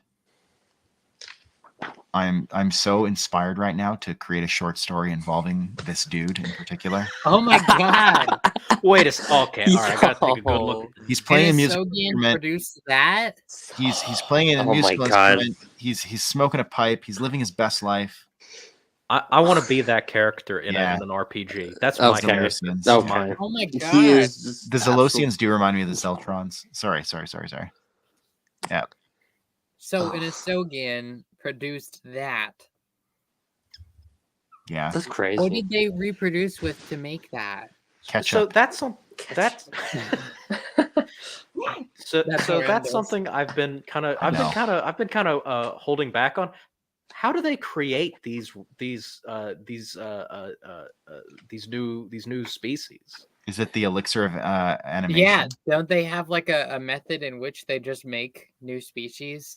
But like, how does Agreed. it work? He should I be in the need Max Rebo band. Oh, he would be awesome in the Max Rebo band. He can replace the ooh ga ga. Yeah, he can replace that guy. Ulawang, Joe fuki Bongiorno. chika. Yeah, get rid of him. Yeah. Joe Yowza, how dare you? How dare you? Yeah, get rid of him. Put him in the dumpster. No. The tree was blue. Yes, Trasa, I mentioned her earlier. She is Gives her life valiantly in the Legacy comics. she lives through like 4 different eras. She lives through know. like Yeah, the she's Clone like 10,000 years old. Republic, Clone Wars. I don't think is she that old. She lives through She's the old. Rebellion era, post Return of the Jedi. She's in the Legacy era. NJO. Where was she during NJO? Where I was ask all that of of the Cook Crook all the Grand Joe? time. Where's I'm Cook so Crook, mad. You know? That's cool. They use a strain of the black goo. That's right. Yeah. Every time I see black goo and alien in the same sentence, I just think of Venom. Xenomorphs. Yeah, you know, sometimes I think that's better. Sometimes I think that's worse than the black goo from Prometheus. Depends on the day. A lot of black goo. Well, as long as with the black goo from that movie Life. That movie was no good. On page 380, did you see the reference to the protectors of the red that are like the Yes. animal kingdom? I need to talk about that. That's the big thing I have to talk about. Okay, so hold on here. So I caught that immediately. Not because I actually like engage with this part of the universe very often, but just because of osmosis, nerd osmosis. So, Protectors of the Red, Protectors of the Green, that comes from DC Comics. That comes from Swamp Thing. Yeah. He is the avatar of the Green, I think. I don't read Swamp Thing. Like I said. And Protector of the Red, well, that would be, I think that's Animal Man, but I don't have an Animal Man figure, but I do have a Beast Boy. See, there you go. You have it right here. It's an Animal Man reference. Yeah, Animal Man. Animal Man. It used to be Beast Boy for a little while. They turned him red. It was terrible. Nobody liked that. So they got rid of him. They got rid of him being red. Terrible. But I thought that was a really cool reference, so I looked a little bit further into it. Prince Yggdrasil, that's both a reference to DC and to Marvel, but more so to real life mythology. Yeah, Norse mythology from Yggdrasil, like the world tree. Yeah, so all of these sort of like actual real things, plus nerd mythology, plus now supernatural encounters, all coming together. We love to see it. Yes. I own the first 3 volumes of Swamp Thing by Alan Moore. I was out over the weekend with 5 picoseconds. We were shopping at comic shops, and I saw like the volumes 4, 5, and 6. And I was like, I don't have money to buy these right now, but I will eventually get them and finish reading Swamp Thing by Alan Moore, who graced us with his presence in the opening to this stream. Me thinking Protectors of the Green is like, chlorophyll, plants, green, and then like red. Red, like meat and blood, and that's so I didn't think it past that. And then maybe that's what they were originally getting at in DC, but that was sort of how I took it. So I'm glad you're here, Al, to set me straight. Well, I think the red was a retcon because it gets complicated real fast, but the red is a more recent edition. It used to just be the green. Yeah, and we got some very interesting philosophical debates here between the Protectors of the Green and the Red, because Prince Yggdrasil, the Neti, wants basically to destroy the humans, right? And he's told by the Candid Queen Sabra, the prophecy of restoration ensures that our slaughtered brethren will live again. It's basically, she's like, keep the faith, right? And he's like, does not the Supreme Maker help those who help themselves? So, kind of using some rhetoric against her there. Yeah. And then another species that wants to kill humans, like, get in line. Like, they're definitely not the greatest of people, of neighbors. They're not the greatest of galactic neighbors. So much so that the Gathering of the Green creates a document called The Case Against Mankind. This is a demonic being right here. This document, this is demonic. That's what I'm saying. This is like the most evil thing. The Gathering of the Green took care at drafting a measure to be presented to the Conclave of the Firstborn, the case against mankind. I would like to argue this case as legal counsel. I will argue the case against mankind, but not for mankind. Like, I will argue like the case against mankind. Be like, give me that document. Let me. So near humans had to choose a side or be shunned along with them. That's really awkward. The place to be in. You're a near human, or maybe even like a half human or something like that. Green plants, red animals. Yeah. They added so much stuff, and it went from like something that was really interesting to now something that sucks.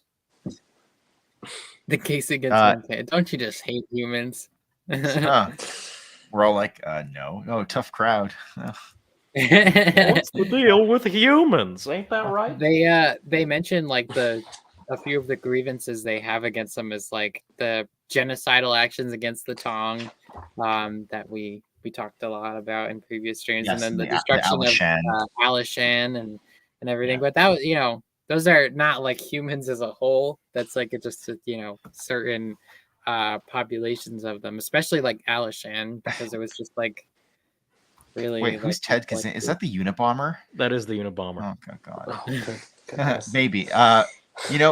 You know why I don't like humans? Because they're coarse and they're rough and they and they get everywhere.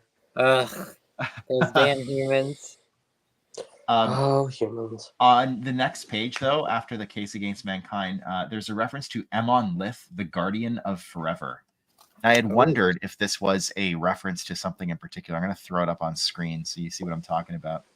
Sounds familiar.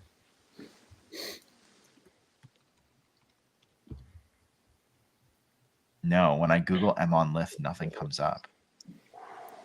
It says he wasn't of the Osiarch, but it was like I feel like it says, but it was upon his ancient plans that the Osiarch had designed Sky River. Yeah. So he's basically like the designer. He's like the architect, whereas that term's used for somebody else. Don't use architect. Yeah, well, he's not like an architect, but like I mean, in like the job sense, like humanity, like he put together the blueprints for the galaxy and he gave them to, the Osiarch. He's like, here, this is your galaxy, make it, He was the guy who designed the map in Star Wars Rebellion that Scott was talking about earlier. Just kidding. The designer, there it is. He's the designer.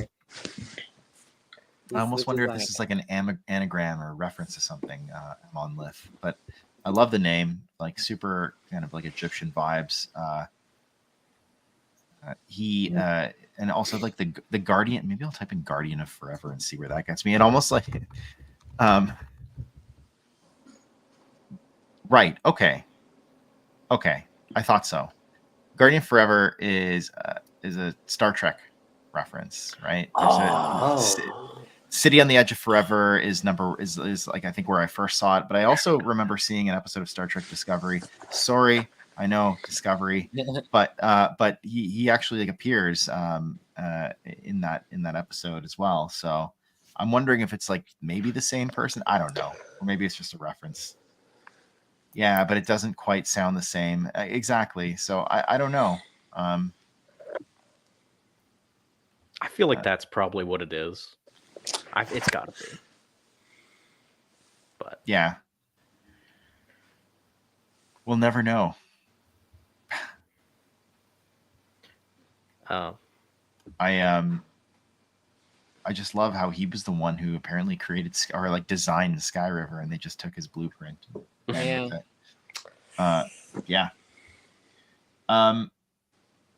And then we find out that the humans of Pax, I believe, lose their interstellar gate, right? Without their interstellar gates, on page 382, their questions and sorrows remained on their world. Their diaspora had come to its end, and for long years, they would look to the stars in wonder or fear and think of the hubris of mortals and the wrath of gods. Oof. I love that line. So good. Was this before? That's what we do. We just look into the stars. We have no stargates. Yeah. And then was this before they got their city turned to glass? No. Yes. Where is it? I believe it's. You're talking about the Paxians? Yes. Yeah. No. Yeah. There we go. After, I believe that was earlier in book 4. They mentioned that the firstborn, like some of them, like feel sympathy. So like the Gree. They give them like food and supplies. So they're still holding to the faith. They're still, they're very faithful with the Celestials and stuff, just helping the neighbors. Well, what's funny about the Gree is that they're like helping them, but wasn't it the case earlier that they did not want to give them the interstellar gates? And it was yes. Or was that the Qua who didn't want to give them? No, the Qua were the ones who were duped into giving to the interstellar gates so she could give them to all the Earth worlds. I think that's where the conflict for the book started, right? Because Hex asked Gree officials like a question about the Infinity Gates, and they told him, well, everybody's got it wrong so far. I think that's Yeah. remembering that They far just back felt is, bad. They were like, just send them some food and stuff, Sorry, who's Hex? I've already forgotten. Arhul Hextrophon. I know, I'm kidding. But then there's also that some don't take pity on the Paxians. Determining that humans could not improve, the gathering concluded that the Tong and the others had been right. Mankind was a pestilence that had to be wiped away before they came to afflict all the worlds. Oof. And then there's a Drengir reference from the High Republic. Yes, that is so cool. For those who don't know, the Drengir are predominantly featured in the High Republic publishing initiative that is currently happening, mostly in Phase 1 and mostly in the comics, but it's in a few books. Out of the shadows, or into the dark. Into the dark is where they're first featured. Yeah, on the Amaxine station. Yeah, the Amaxine station. But they're basically just like these evil, like carnivorous plants that are very dark side in nature. And they're sentient plants, and then they just hack them with a lightsaber, and they're just gonna regrow. And I know they like the Sith had once an alliance with them until the Sith betrayed them, and then it locked them in and sealed them away in a permanent slumber until the High Republic, when they removed the Sith statues from that area, and then they were awakened. So yeah, that's just such a cool thing. I love the High Republic references. They're really cool to see. Yeah. So yeah. Yeah. We had one last stream as well with the Catacoot, and just the Drengir, they're a big antagonist in Phase 1 of the High Republic, so it was just really cool to see. And I remember seeing it, and I was like, "What?" I was freaking out. It's some good stuff. Yeah, there's some Drengir. There's some Drengir, and of course, I mean, it makes sense that they would be in the Gathering of the Green, or I think they're sent out to basically attack humans or whatever, because they are a plant race. They're a plant race, right? So makes sense. This is like a reverse morality and going to war. Have you ever seen the movie The Happening by M. Night Shyamalan? Where the trees cause people to kill each other, or maybe not even kill each other, but commit suicide or something like that. What the hell? No. It's got what's his name? It's got the greatest actor in the history of Transformers films. Mark Wahlberg. Yeah. Oh, I was gonna say Shia LaBeouf. Oh, that would be even better. Is this or Megan Fox? Yeah. Well, no, I think it was Zooey Deschanel who was the female protagonist in that movie. Yamken, can you read this for us on the screen? When it came, they began to creep and crawl on a march to death. Some crossed gates, some infiltrated human settlements across the galaxy. All unleashed terror on hundreds of worlds. Tens of thousands of humans and near-humans deemed guilty of crimes against nature were targeted and attacked in the Scourge of Man. Yes. So there you go, the Scourge of Man. Gotta have it out for those humans. That's an awesome metal album. Name. Scourge of Man. Yeah. A very metal album. And so something needs to be done before, the Gathering of the Green destroys all of the humans. So we have a reference to Lady Ilia who is, I believe, introduced, or we talked about her last stream, the Primeval of the Neti. Mm-hmm. And she is, I'm going to throw it up because the art is just incredible. The art is so good. I'm looking at it right now on the reminds me of Dark Souls. There you go. There's Lady, I believe, Ilia So good. Where is Prince Yggdrasil? She demanded. We do not track the comings and goings of our monarch, replied Shepherd Tyne. None of the Primeval are above the law, Ilia stated. Not even the prince, who I fear has gone the way of Bagordinia. The only law the Gathering of the Green follows is the law of the Green, Thine replied haughtily. And then, incensed by his impertinence, somebody has a fire alarm going off. Kenneth. Incensed by his impertinence, she declared, the green lies within the circle of the world, having emanated from the circle of the spirit. The humans that you so despise and attempted to wipe out are part of the circle of flesh, which also share the circle of the world and emanate from the same source. And so there you go. We're all part of this circle. The symbiont circle, as Yeah. they say in Phantom Menace. I love this. I just love the colors and the strong. It looks so awesome. Doesn't it look so good? This Yeah. is the one I want a Looks poster neat. of the most, I think. You know what? Me too. I think it's Maybe not the most. Yeah. Maybe not the most, but like, yeah, me too. It's up We'll there at least. we'll for see me. mine in book 6 when we To be get fair, I kind of want a poster of the cover I next got. year when we next get to book 6 next year. And then, of course, I believe she what does she do? She traps the Nettie that are against her. I've got a lot to say about this stuff. With a signal of her bows, Ilia and the Primeval encircled the treacherous Nettie wizards inside a wide net made up of the conjoined branches and roots of her fellow elders. And she traps them. But then there is an entity named Orphne, who's an earth elemental, whom the Alina called Solex. And she, I guess, comes to aid. Not really to like break them out, but like She just basically kind of keeps them company and keeps them company. so- Comfort them in their exile. yeah. Sorry. So I Yeah. actually have a lot to say about this because it is TCW references.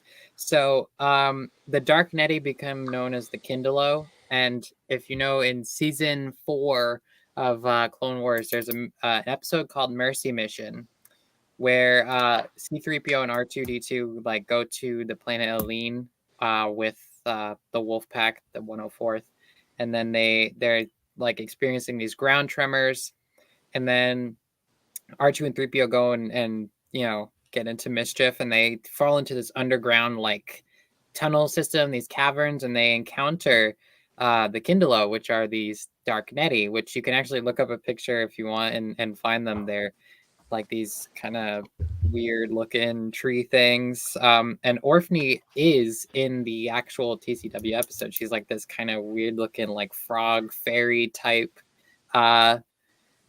being. And I thought that was so cool because this is all like, I really dislike that episode. It's really boring. It's really just filler, and it's just kind of like, it's one of the things that you have to get through, you know, because I'm pretty sure it's before Umbara, and that's like an actually good arc. But I think this enhances that episode so much because it just adds so much like lore and depth to it now. Because like now, whenever I see that episode, I'm gonna be like, oh my god, like supernatural encounters and everything, and it's so cool. And I remember reading this and like putting it in our group chat and stuff, being so excited about it. That is cool. That's a deep Yeah. reference. Because like now you can like get it, you can get a visual of these things from the book, like the Kindlo and Orphne. She might be among like, besides like the ones in Abeloth, she's like one of the, and like the architects and stuff. You can get a visual like that we like actually have a visual on for these like higher beings, which is really cool. So yeah. This chapter is to that episode what Plague is to Phantom Menace. Just makes it Exactly. Just makes it better. It's so good. I love supplementary material.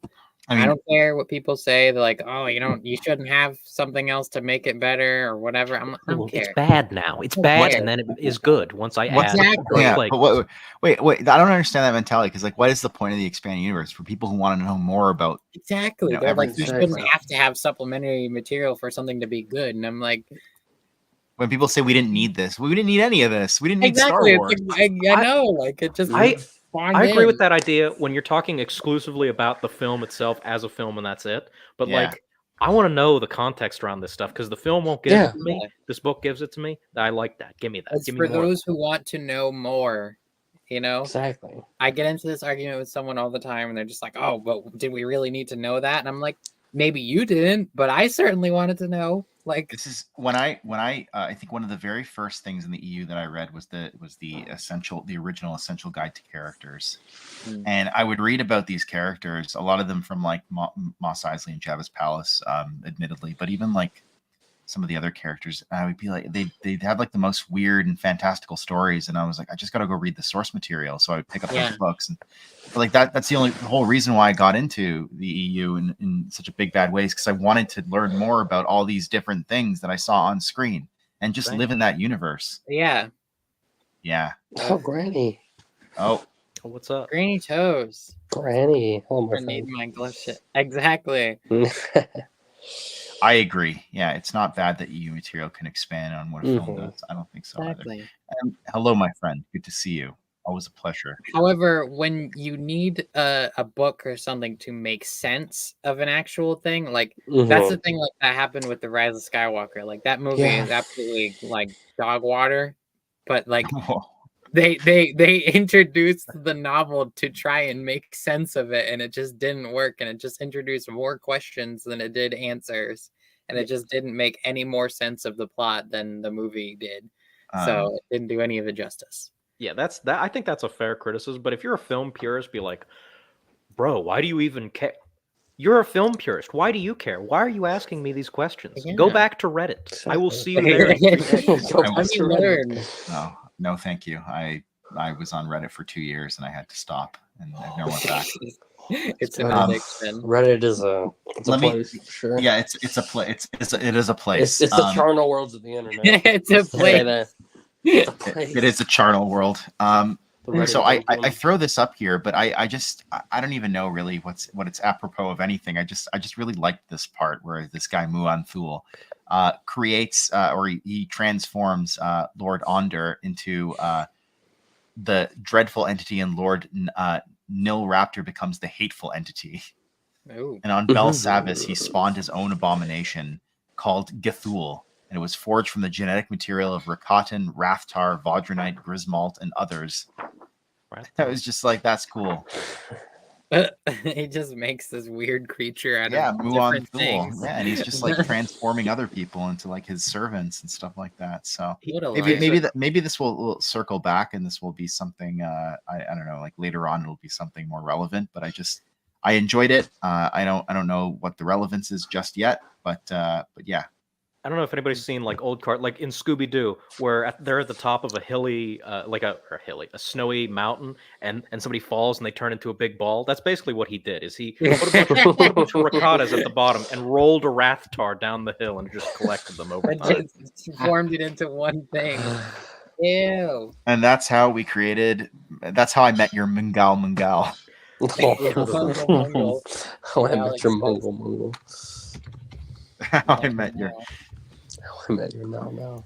Here, I'm writing it out in the Mungal. How I met your now. I'm gonna make a meme out of that. Yes, please.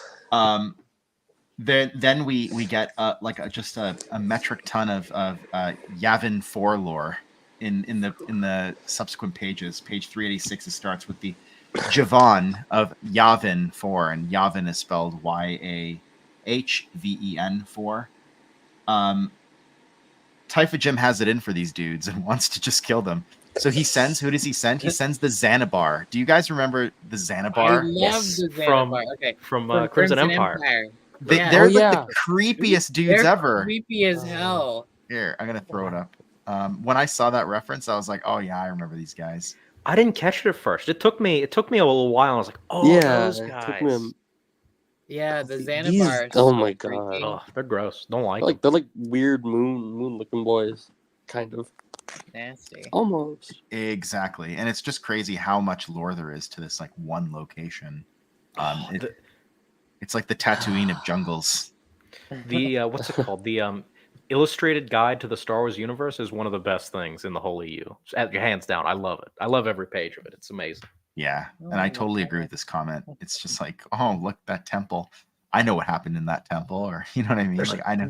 There's a Sith Lord in the attic, and he's going insane, and he has been for thousands of years. He's going nuts. That's Narcoon spirits just sitting there going insane. I remember my sister asked me like years and years ago. She's like, Masasi Temple. What's a Masasi? And I was like, oh, sweet child. Let me tell you. we get a lot of lore, and we also get introduced to Dar Oxtrader, who is obviously later, it's a reference to Dark Strider. Unfortunately for me, and for maybe people watching the stream later on, I don't know really anything about the Dark Strider campaign. I own it. Do you, Al? I tried to read some of it earlier, Okay. but I looked and it was like 200 some pages, and I was like, I will never get through this. So instead, I focused on a later section, unfortunately. But I kicked myself so hard when I saw that. I was like, oh no, I wanted to read Dark Strider so bad, I know. and I been putting it off. Oh, Yavooin. They should just rename it to Yavooin. I know.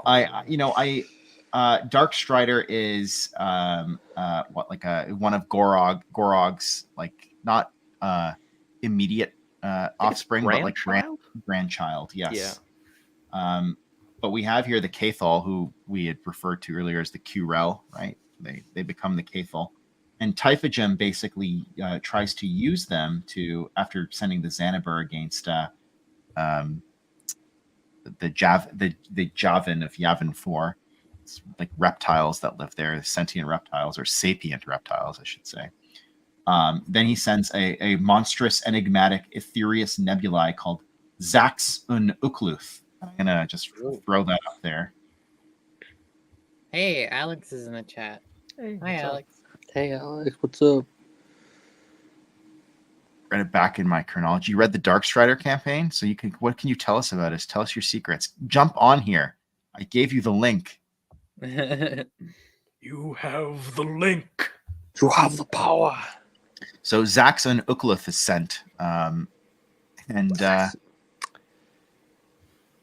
but the Celestials had heard the call of the Javin and snuffed that being out. They're so inconsistent in when they give help and when they don't. Its gaseous remains yet stain the region to this day. It's interesting. This was going to be my name for this stream, and then I decided to do the Immortal Gods thing, but Zax and Ukluth was going to be my... Oh, that's fair. That's fair. Maybe you can throw in a comment. So tell us about and anything you can about the Dark Strider campaign. But there is a Cathal that we had been introduced to before called Keltark Pay, which I will again for people.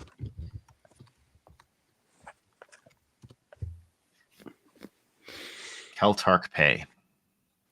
And he is like a Cathal elder, I suppose, leader of some kind. It says the Cathal on page 388 closely guarded the tunnel that converged on their world, and Darok Strader was caught and brought for judgment before Keltark Pay, first magnate of the Cathal. So that's what he is, first magnate. But Dark Strader, I'm going to just say Dark Strider. Dark Strider tells him basically, you had been known as the Curel before you were the Cathal. I know not what brought you to the state, whether of your own will or that of another. And then, Keltark Pay kind of turns away from this. He says, because he says, like, you were the Curel, you were one of the elder races, and now you're not anymore. And he says, I don't like this truth. Now tell me another secret so that I may share with my people. And then so he tells him another secret. He says, you're being sent to break another elder race one of the old ones has been unable to break. And of course, we have to, again, there's the ancient ones, which are the immortal gods of the Sith, and I would even call them the great old ones. And then there's the old ones, which are the offspring of Talat, right? We've talked about them before. And in this case, one of the old ones is Typhagem. So Typhagem is sending the Cathal against the Javan of Yavin 4. And then we get introduced to, maybe they were mentioned before, but there's an entity called Igthogtha. Ooh. Yeah, I tried to look this one up. I didn't find anything, but I didn't really look. I just kind of briefly Googled. Anyone want to take a stab at pronouncing Zar Zadred. Zazradredel. I'm not going to get someone. Zrazdradel. Zrazdradel of the Xanabar confronting him. Now we will do things our way. On that terrible night, the Xanabar perform their sadistic rituals. And like they do that in like Crimson Empire too as well, right? They have like their sadistic rituals, as I would describe. where they have like don't they like sacrifice Massimo or something like that? I think. Yeah, and then they try to sacrifice like. But he escapes. He escapes Massimo, I think, and Yeah. then comes after. Oh my God, I was going to say Kennick's kill. He comes after. Oh God, thank you. You're welcome. Sorry, my action figure says that his name is something else. So. Yeah, I love that. They messed it up on there. Okay.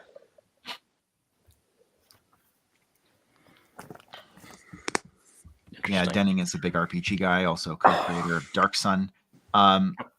So they do this ritual and summon the Titanic being who would later be regarded millennia later as the ancient threat of Yavin 4, and that would be Igthogtha, strode forth to crush, dismember, and devour the Javan, all to no avail. So he took his frustration out on the Xanabar, enjoying the popping sounds their heads made when he plucked them off. Oh God, I remember reading that. It was so freaky. That's amazing. So that's unsettling. That's so unsettling. I think it's hilarious. I mean, it is hilarious, but like, can you just imagine? Just the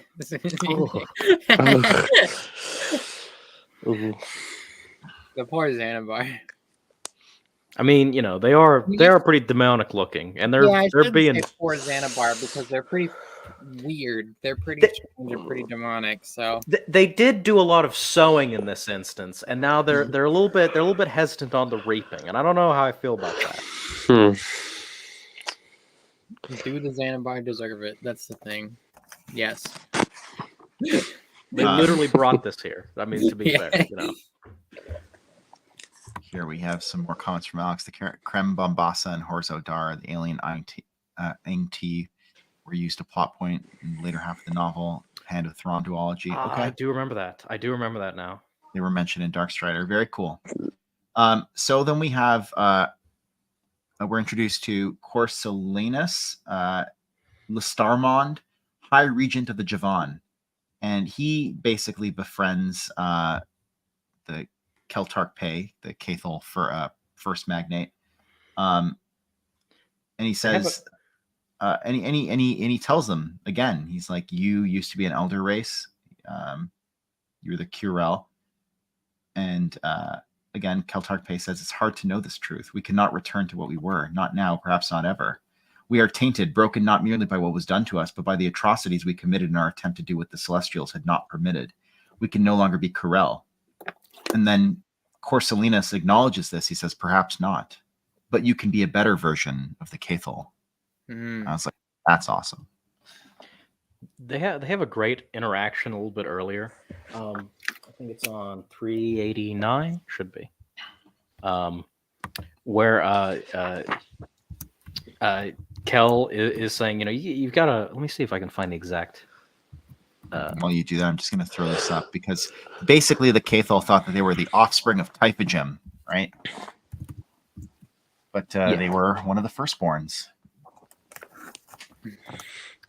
Sorry, this is cut off for some reason. I don't know why. Okay. He took their memories, robbed them of their memories, so that they wouldn't know. Oof. Brutal. So I found it here. Groovy. Do the abominations? Do the abomination and its pets bring you calm? Asked the prisoner sardonically. He had been the monarch of the Javan. No, this is Kel. The peace I speak of is marred by the manifestation of the abomination and the disgusting Xanabar. What they cannot understand, they kill and they dissect. I would prefer they not mow down such magnificent trees, can cut such regal mountains, or foul the bracing rivers. But they aren't the ones for contemplation, and only listen to the utterances of the gods. Perhaps you can enlighten me as to how I might mitigate some of these. So basically, the funny part to me in this whole interaction is, ostensibly you have Dr. Frankenstein talking to the Prime Minister of Japan while Godzilla is destroying the city in the back. Yeah. Well, yeah. This is just a funny little juxtaposition to me. That's very. that's created an image in my mind that I'll never get rid of now. He's like, this place ain't so bad. Yeah. Okay. All right. For you, maybe. This place ain't so bad. So now that Keltarkpe has finally come to terms with the truth of his heritage, he tells his people, "I've discovered a terrible truth. The creature known as Daruk Strader has told me in secret, but I could not confirm it until morningtide when the monarch of the Javan helped me see what had been concealed from me. I did not wish to bring you unwarranted peril, but now I know beyond the shadow of a doubt that our people have been deceived by the old ones. Our memories of who we were had been taken from us so that we might be corrupted to the servitude of evil. We were born from the star deities whom Typhagem and his kinfolk hate and fear." And so he tells them the truth and asks them, let us aid our brothers who made known to us the truth, that being the Javan, and rid their world of the plague that's infested it. Will you join me? And they do, I think, right? They respond pretty well to it, the Cathol.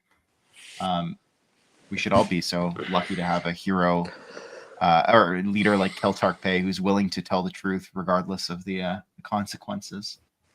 And so we find out that in 1 hour's time, the spell of the Xanabar, they trap and imprison Ithogtha within his own sorcery-infused temple. And Typhagem is angry at being betrayed by the Cathol, and he decides he's never going to forget it and hold them solely responsible. But as soon as so I think that at this point the Xanabar actually team up with them to help them trap Ithogtha, and that's why they use this spell to imprison him. But then they turn on the Cathol as everyone expected that they would, because they're not very cool dudes. And, the Cathol end up resettling though. Then this is where sort of the Cathol rift comes into play, right? Cathol outback. And we find out the sector is also home to the firstborn Aang T of Aang Ma, and also some other offspring races. And the Aang T are those are referenced had retained their connection to the Celestials, whom they refer to as those who dwell beyond the veil. All right, can I talk about this? Yes. Okay. So in Fate of the Jedi, in the second book, Omen, Ben and Luke are still retracing Jason's 5-year sojourn, and they go to the planet of the Aang-Ti in the Cathol Rift, and they kind of get there using like a technique that they learned from the Baron Do, and then they mention they talk about the Celestials, and they mention those who dwell beyond the veil, and that's how, like, obviously everything leads to Abeloth, and they do mention that. So I thought that was really cool. And the Aang-Ti are just fascinating because they are the ones who do flow walking, which is like basically just visiting the past or looking a little ahead into the future. And I'll take any Fate of the Jedi references I can get. Yeah. There's also actually on that same page, I think, or the next page, there's a reference to the Pak Mara, who they are a race in Babylon 5 that look kind of like this. Yes. Oh, and I think, is that the one where alongside them it's the Zorg? In the text itself. Yes. There's a reference alongside them, a race called the Zorg, I think. Yes, because I found that's the Lorix. Some settled Lorix in the Purple Void and became the Zorg. Yes, I found the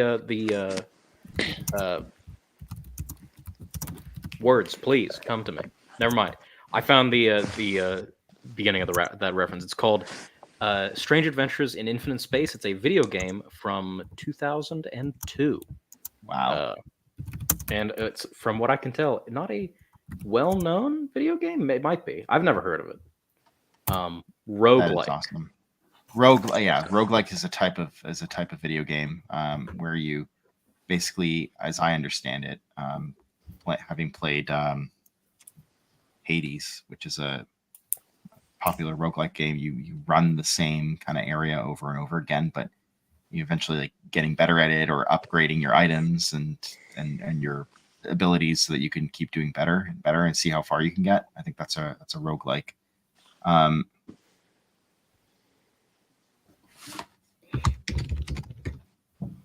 I'm not a gamer, so I actually have no idea what I am doing. I'm gonna throw up something I want Kenneth to read for us. It's the I understand the creation of the Cathal Rift. Can I just say here, y'all may see me eating on here. I'm not trying to be like disruptive or rude. I'm just really hungry, and these are long streams, so I have to have snacks. Yeah, of course. You're good. You're a human being. Okay, so I have burritos here. I had Kit Kats earlier, so I'm just hungry. Be gone. You're good.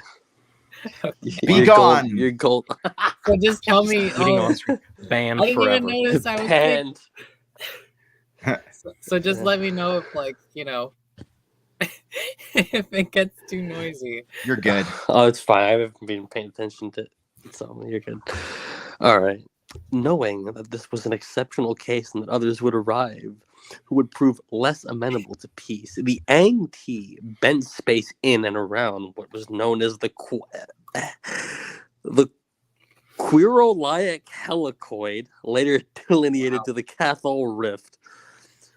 Should any unwanted visitors dare enter this dense accretion of nebulae, they would feel the threat of terrifying, gargantuan entities and turn aside.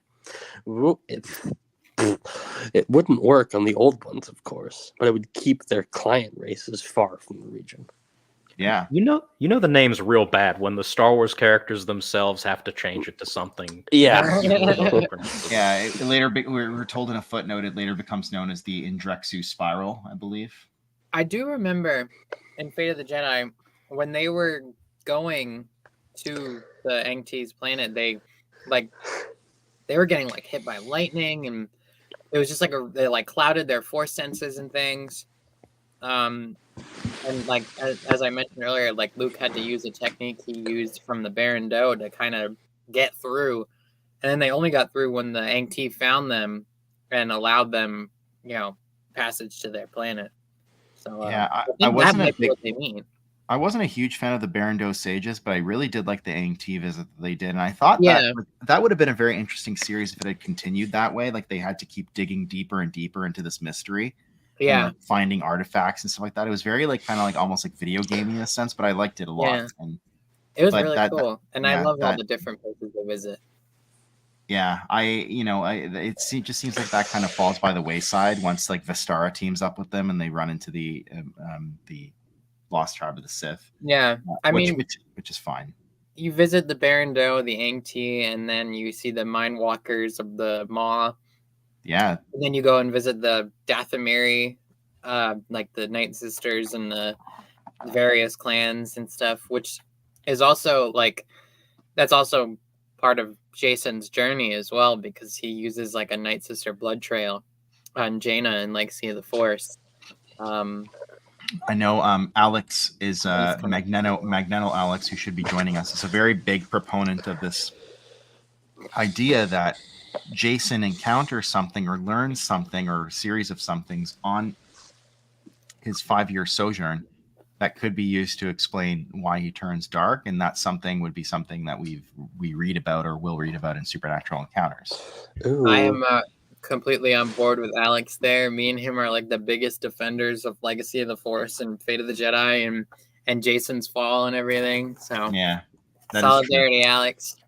you are indeed the biggest defender of those things. Although I know Alex and I are generally a bit more lukewarm on Fate of the Jedi, but we do have, I think, are positively disposed towards Legacy of the Force. Footnote 106 says Dar Oxstrider with long years later be called the Dark Strider by Moff Sarn, who refused to properly pronounce his name. And isn't that just typical of a Moff? Yeah.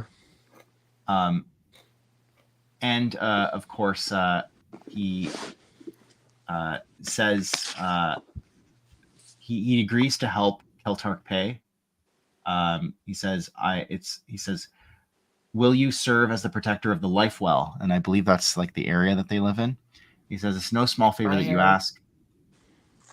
But hey, take care. Good to see you. Thanks for joining. Says, Jeez. but a series of favors that may very well end in my death at the hands of Typhagim. I will do this in exchange for the cosmonium that that I know you possess, for I will have need of additional forces before that terrible one arrives. And make no mistake, he will arrive. Oh, I man. want to look up cosmonium.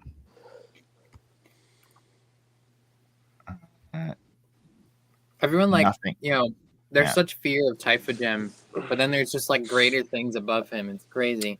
I know. Yeah. You know? He's like a mid-level. He's like a mid-boss. Yeah, I know. And then like when you're base level, like like a more casual enjoyer of things, you look at Abeloth and you're like, oh my god, she's like the strongest ever. And then you're like, no, she's not.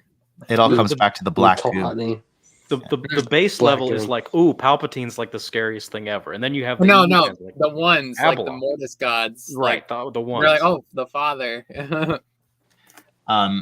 We also get a reference on page 394 that if the Aangti ever discover that the Cathal have made this bargain with the grandchild of the Night Queen, that being Darkstrider, it would cost the Cathal their friendship.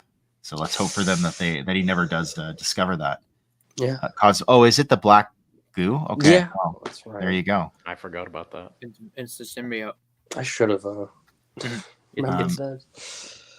And of course, Typhagim does eventually retaliate. The fears of the Cathal had not been misplaced, for even now the armies of Typhagim were amassing on an uninhabited planet that would later be called Demon's Gate. Having discovered the hiding place of the Cathal, Typhagim orders a portal ripped open to Demon's Gate, where his forces are led. But despite this deadly array, it was the defenders of Cathal, as they came to be called, who proved victorious that day, and Darkstrider himself arrived to behead Hyashender, the Destructor, Wow. an act that caused the remaining armies to run and hide on nearby worlds, and also the Jarrell to flee to Un-Tien. Some crazy words in there. Yes. Yeah. Then on page 395, I know Al's been waiting for this. We get a reference to Exar Kun and something from Tales of the Jedi.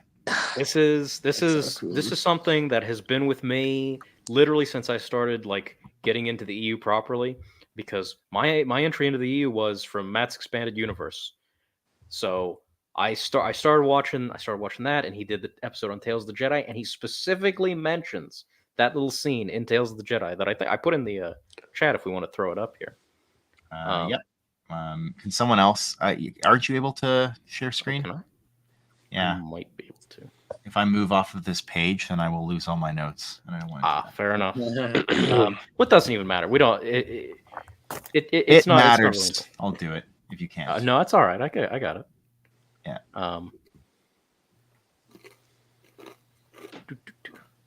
Someone vamp. Somebody say Y'all something. can't hear when I'm eating, right? We can, Only but, like every We other can, prompt. but doesn't really bother. There it is. It's a pleasing sound. So. No, I'm so sorry. Everyone's in, It's fine. Joe It's Bongiorno's fine. You're all watching good. this. Oh my god. You're I'm all so good. sorry. Just eat your chips. It's all good. Eat your All food. I'm hungry. I'm so sorry. Eat your food. There it is. Okay, so here's the scene from Tales of the Jedi. He's shaking his fist up at the arriving armada. The Ken, Armada give me. of the Jedi. Yeah. You know what? I actually can get, because I can't read that, so I'm gonna see if I can. Oh, okay. Be right back. I'm gonna get my copy of Tales of the Jedi, and I'll go to that page. I can read it from there.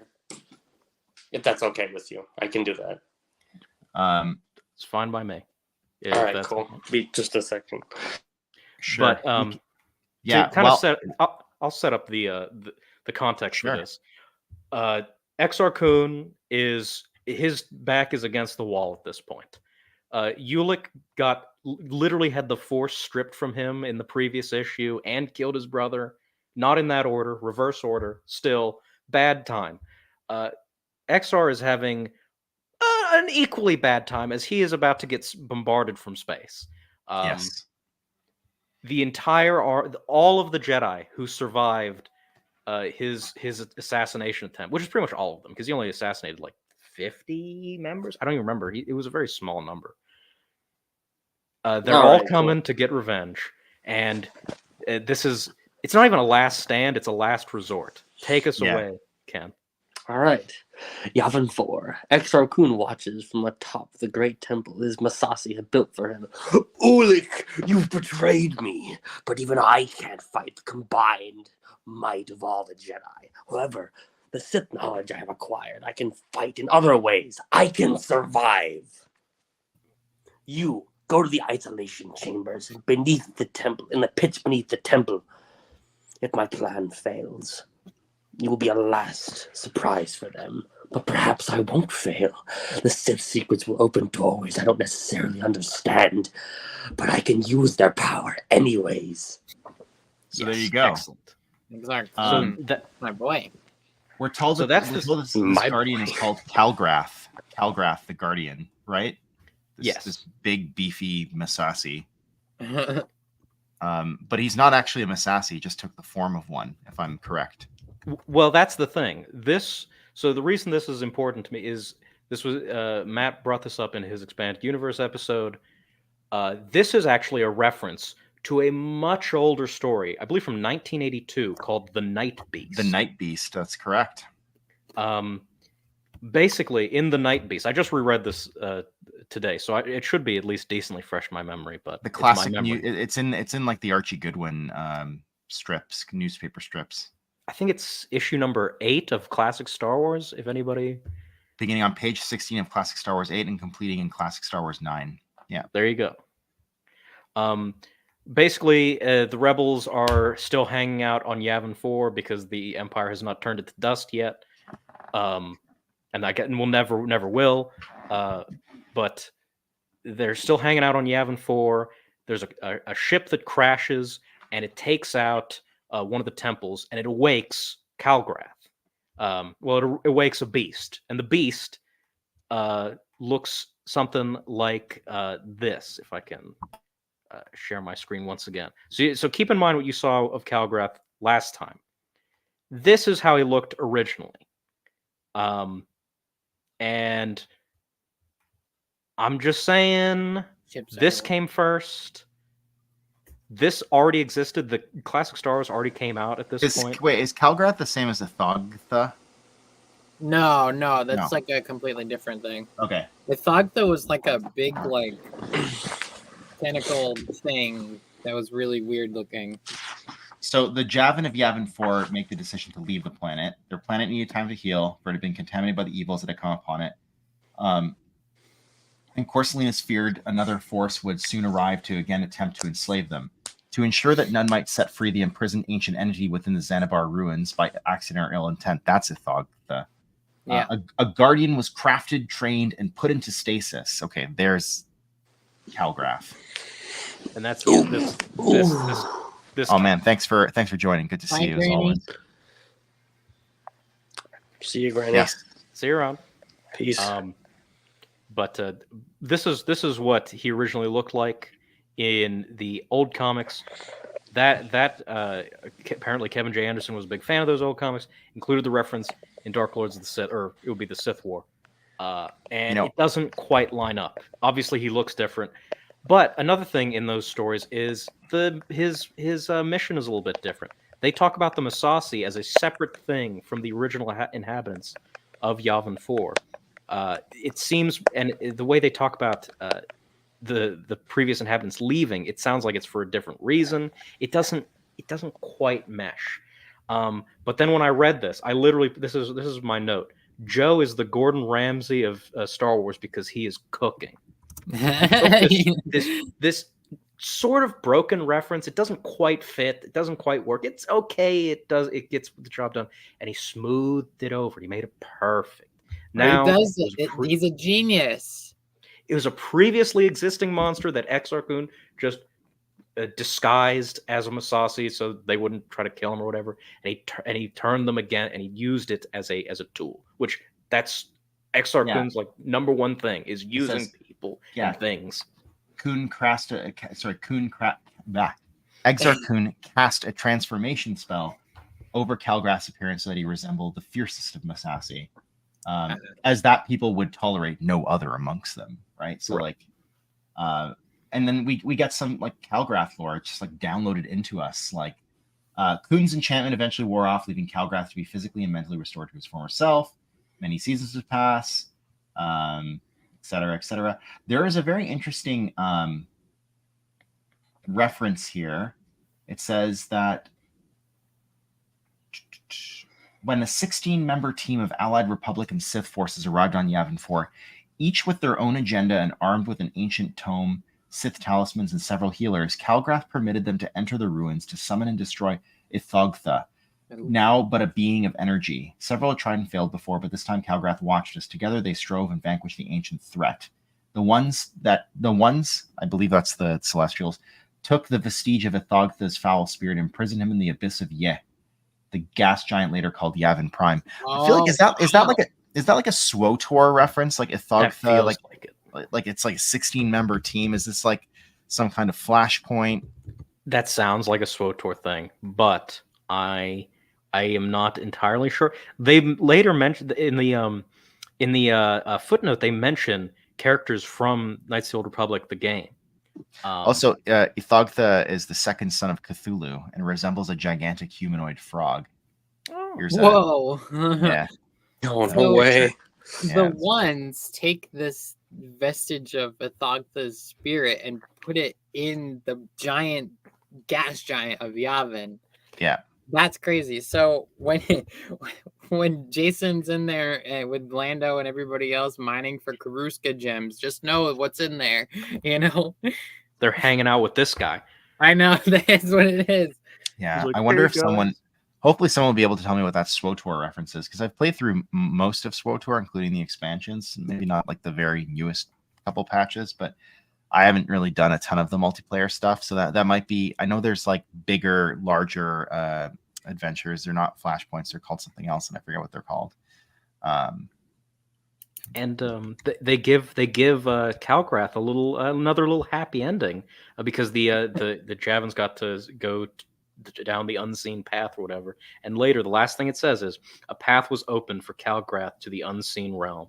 That's right. He went to heaven. A happy ending for our big frog man. As he deserves. As he deserves. Unhappy ending for Jurak Un, who you kill in Knights of the Old Republic. It might be an operation. That's what they're called. The bigger operations. So yeah, Luke frees him. Anyway, I just want to talk about that because it's Luke Skywalker. Yeah. I've been thinking about that literally since I started, and to have it like properly fixed, make it perfect. I've been waiting. Now Al can join Calgrath in the unseen realm. Save me, sweet buddy. Just gonna ascend to the unseen realm. Descending into heaven. You might like that. It's like the end of Grease. It's like Al and Calgrath in the car together, just like flying. Wow. Or it's just like, have you seen the meme where it's like all the dead people and it's just like, come join us, like so and so. Like, Oh yeah. Wow. It's Yeah, like just Calgrath ascending. is up there. It's like, come join us, Al, and it's like Come join Calgrath, us. and it's like Ithogtha and all the other crazy beings up there. Well, you can't spell Calgrath without Al. So Yeah, All right. Okay, I see the writing on the wall here. Give me a second. Are you a frog? if you change your name, then I'm banning you from the stream. I'm just kidding. Go. Too late. Yeah, I I've already got already- banned I've for already- eating, so Algrath, yeah, exactly. Okay. Well, here we are. Chapter 45, entitled The Immortal Gods of the Sith.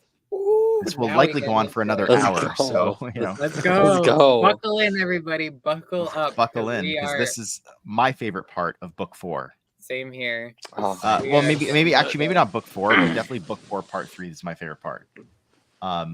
So right at the beginning, we get references to the Shadow Council, right? Which now inhabited the forms of Zelashiel, Sokratu, Nemodak, Grut, Myces, and Vetus, were adumbrations devoid of all but hunger and malice, ectoplasmic forces of entropy in the shapes of the living. So now they have basically inhabited the Wizards of War, the Shadow Council, as we know them, eldritch powers who had long awaited vessels such as those to open themselves fully to them. So the path was laid for them, and now they have entered Sky River. Oh man. Through these.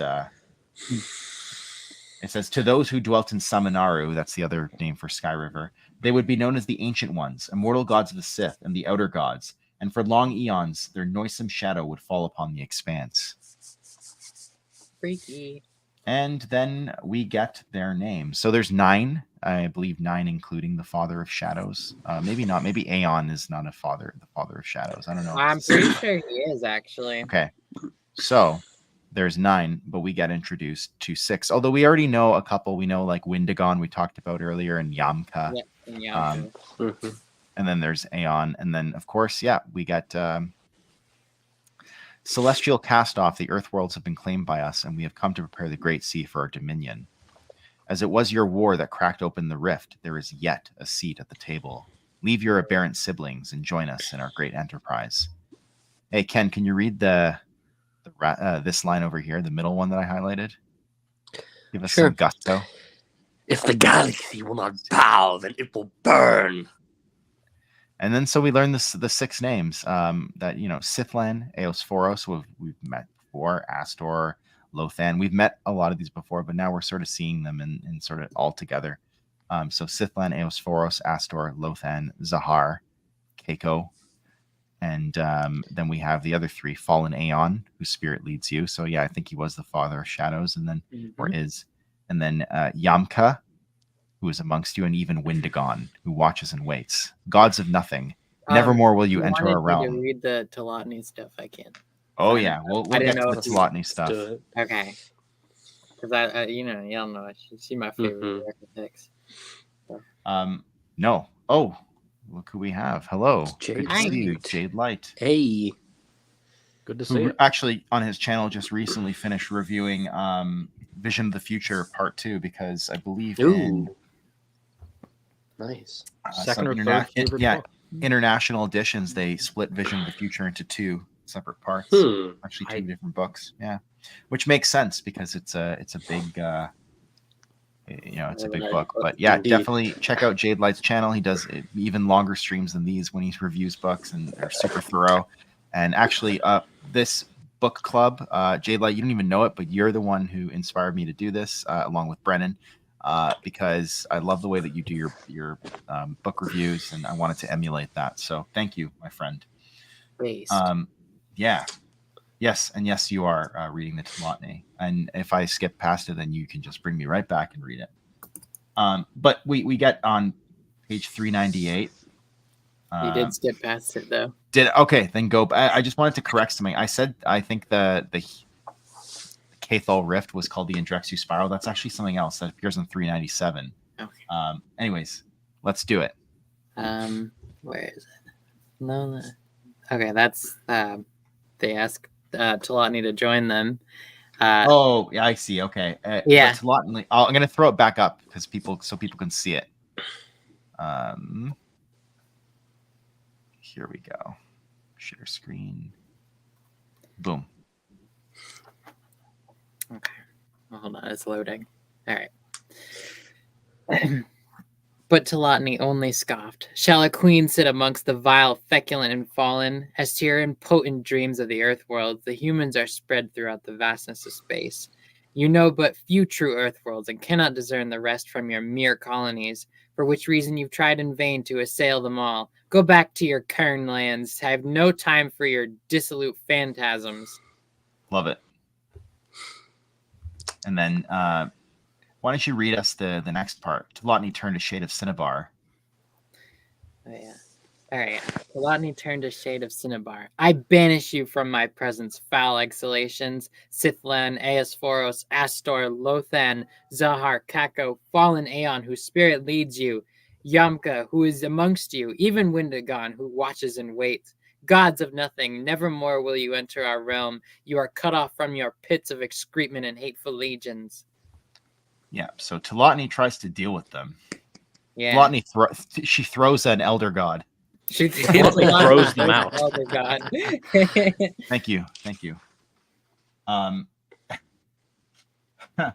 Sorry. Marcel throws out a bad joke. So on page 398, we find out like they've already turned races like the Jostra and the Sobek, which we talked about very, very early on, I believe in like book 3. The Malek, who are the Malek, of course, those are the my the boys. engineers, the Urela, the Erythros. I'm going to go back to saying that. And made them more we've come full circle. Made them more aggressive, warlike, and prideful. And there's one common denominator in all these situations. They hate humans. Didn't see that one coming. Yeah. The Sith continued to pose a threat to the galaxy, and they went ever breeding with and recruiting other races, particularly humans, all in service of the Ancient Ones.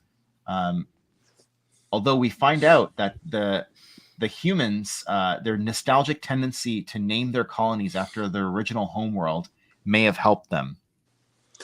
As it resulted in considerable confusion amongst the enemy, who spread their forces to target planets such as Arda, Ardana, Arcadia, Arth, Aratera. They all think these are like Earth worlds, right? And Talani's like, every single one of them? Okay. You're insane. Well, Arda, that's Lord of the Rings. Yes. Okay. Oh, that's right. I was like, that sounds familiar. That's the only one that I got right off the bat. That's the only one I recognize. What is Terracon Prime? Okay, let me go through these as quickly as possible. Ardana, that's a Star Trek reference. Arcadia, that's a so this is now that specific thing having to do with space. This is what I found. It's a show from 1975, and if you look it up, it looks like it's from 1975, called Space 1999. Oh, do you know that show? Yes. Okay, awesome. But apparently that's a oh my god, it's so oh my god, dude, it's so 1970s. It's disgusting. I love it. That's my people right. It's a great show too. Oh my god. Here, wait, I'm just gonna throw it up here. I grew up with that show with my dad. Watch that. I love Ken's reaction to this. It's just I didn't expect that. Here, look at this. Isn't this? Oh, it's beautiful. I've never. Oh my god, the memories. This is my aesthetic. This show. Oh my. Can you imagine? My aesthetic. Look at these poor aesthetic. These poor people, and the outer gods want to destroy them.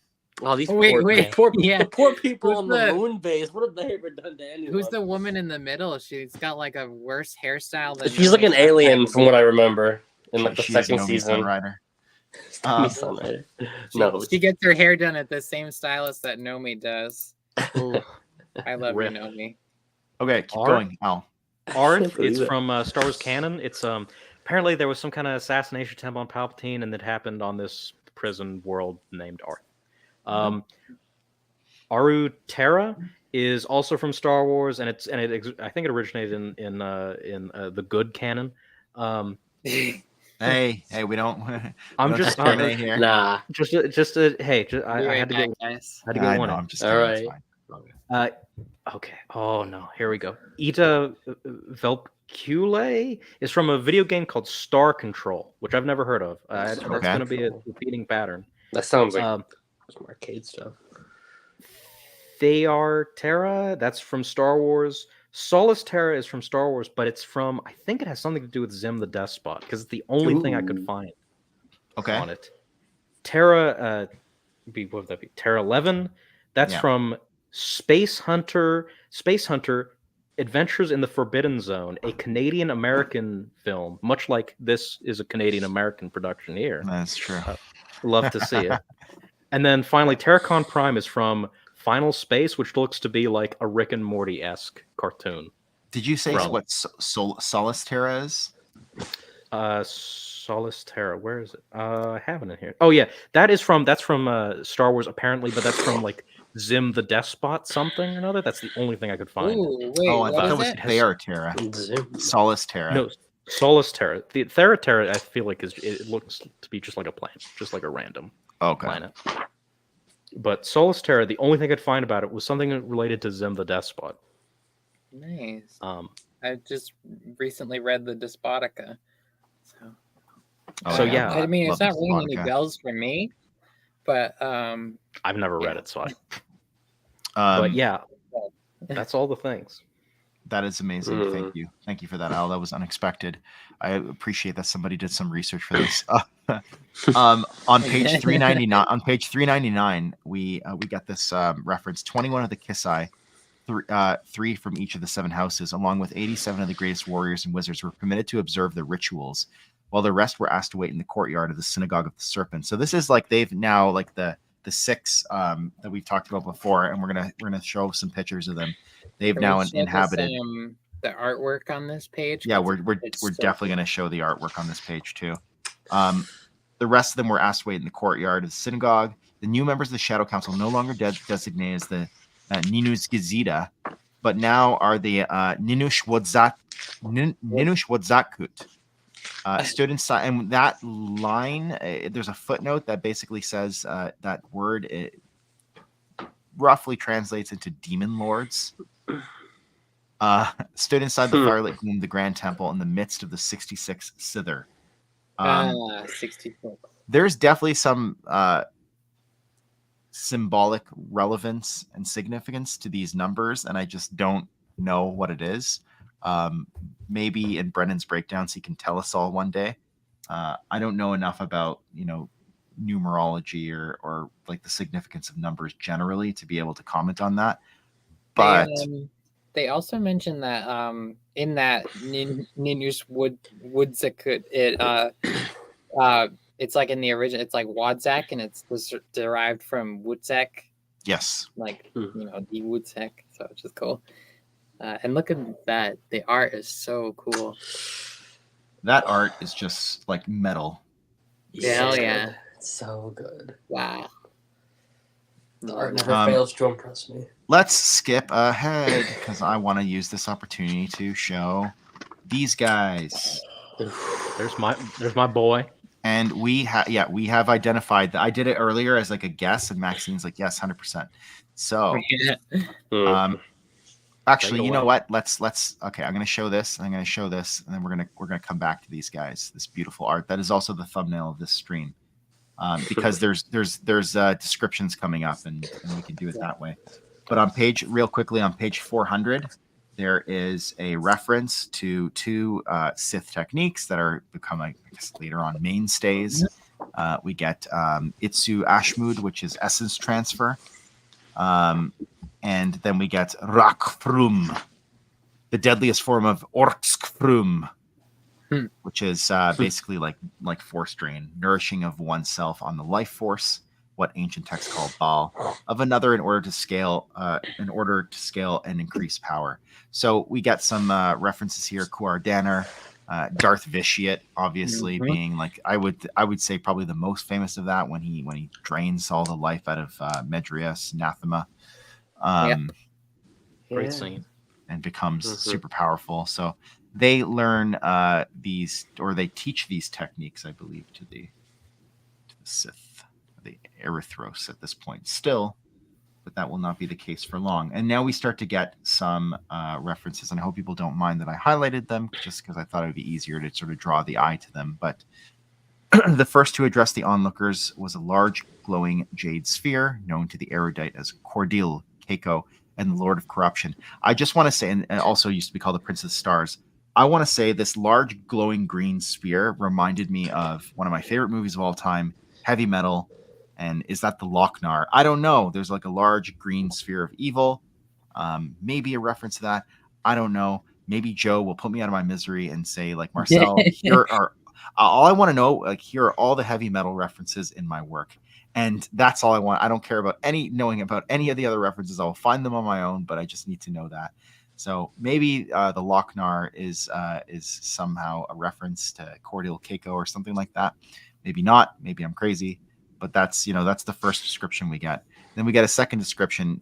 Ken, can you read the second highlighted part for me? Garbed in a shimmering black cloak, a slender and tall being with a grinning face of a corpse stepped forward. Black, silver, and golden orbs floated before and behind him. And that is Eosphoros, known as the Lord of the Dead, right? The vampire lord, you might even say.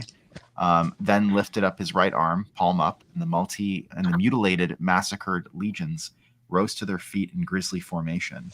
So those are the first two descriptions that we get. Let me see what else I have here. I have a few more that I'm going to throw up there.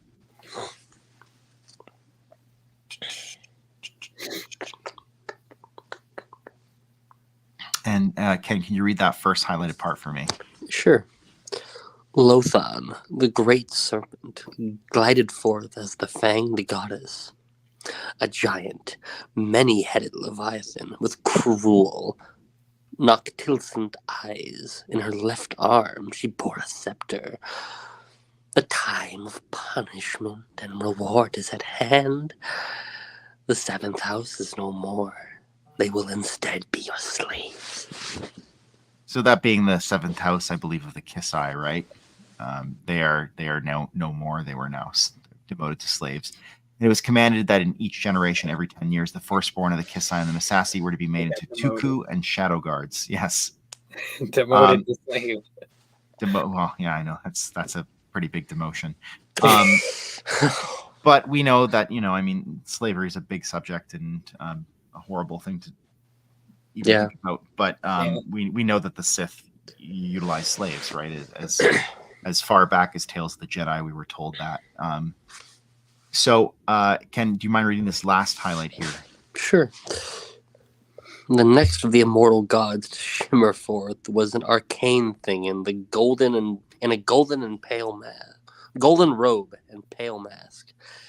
Astor, the horned lord of planes and interstellar spaces. This is like, I could just see like Alstor over here being like, King in That's me. He's King in yellow. Golden robe. Also Hastur, right? Hastur. Hastur. That's the classic spelling of that, right? Yeah. Lovecraftian entity here. I'm just going to pull up this picture of Hastur.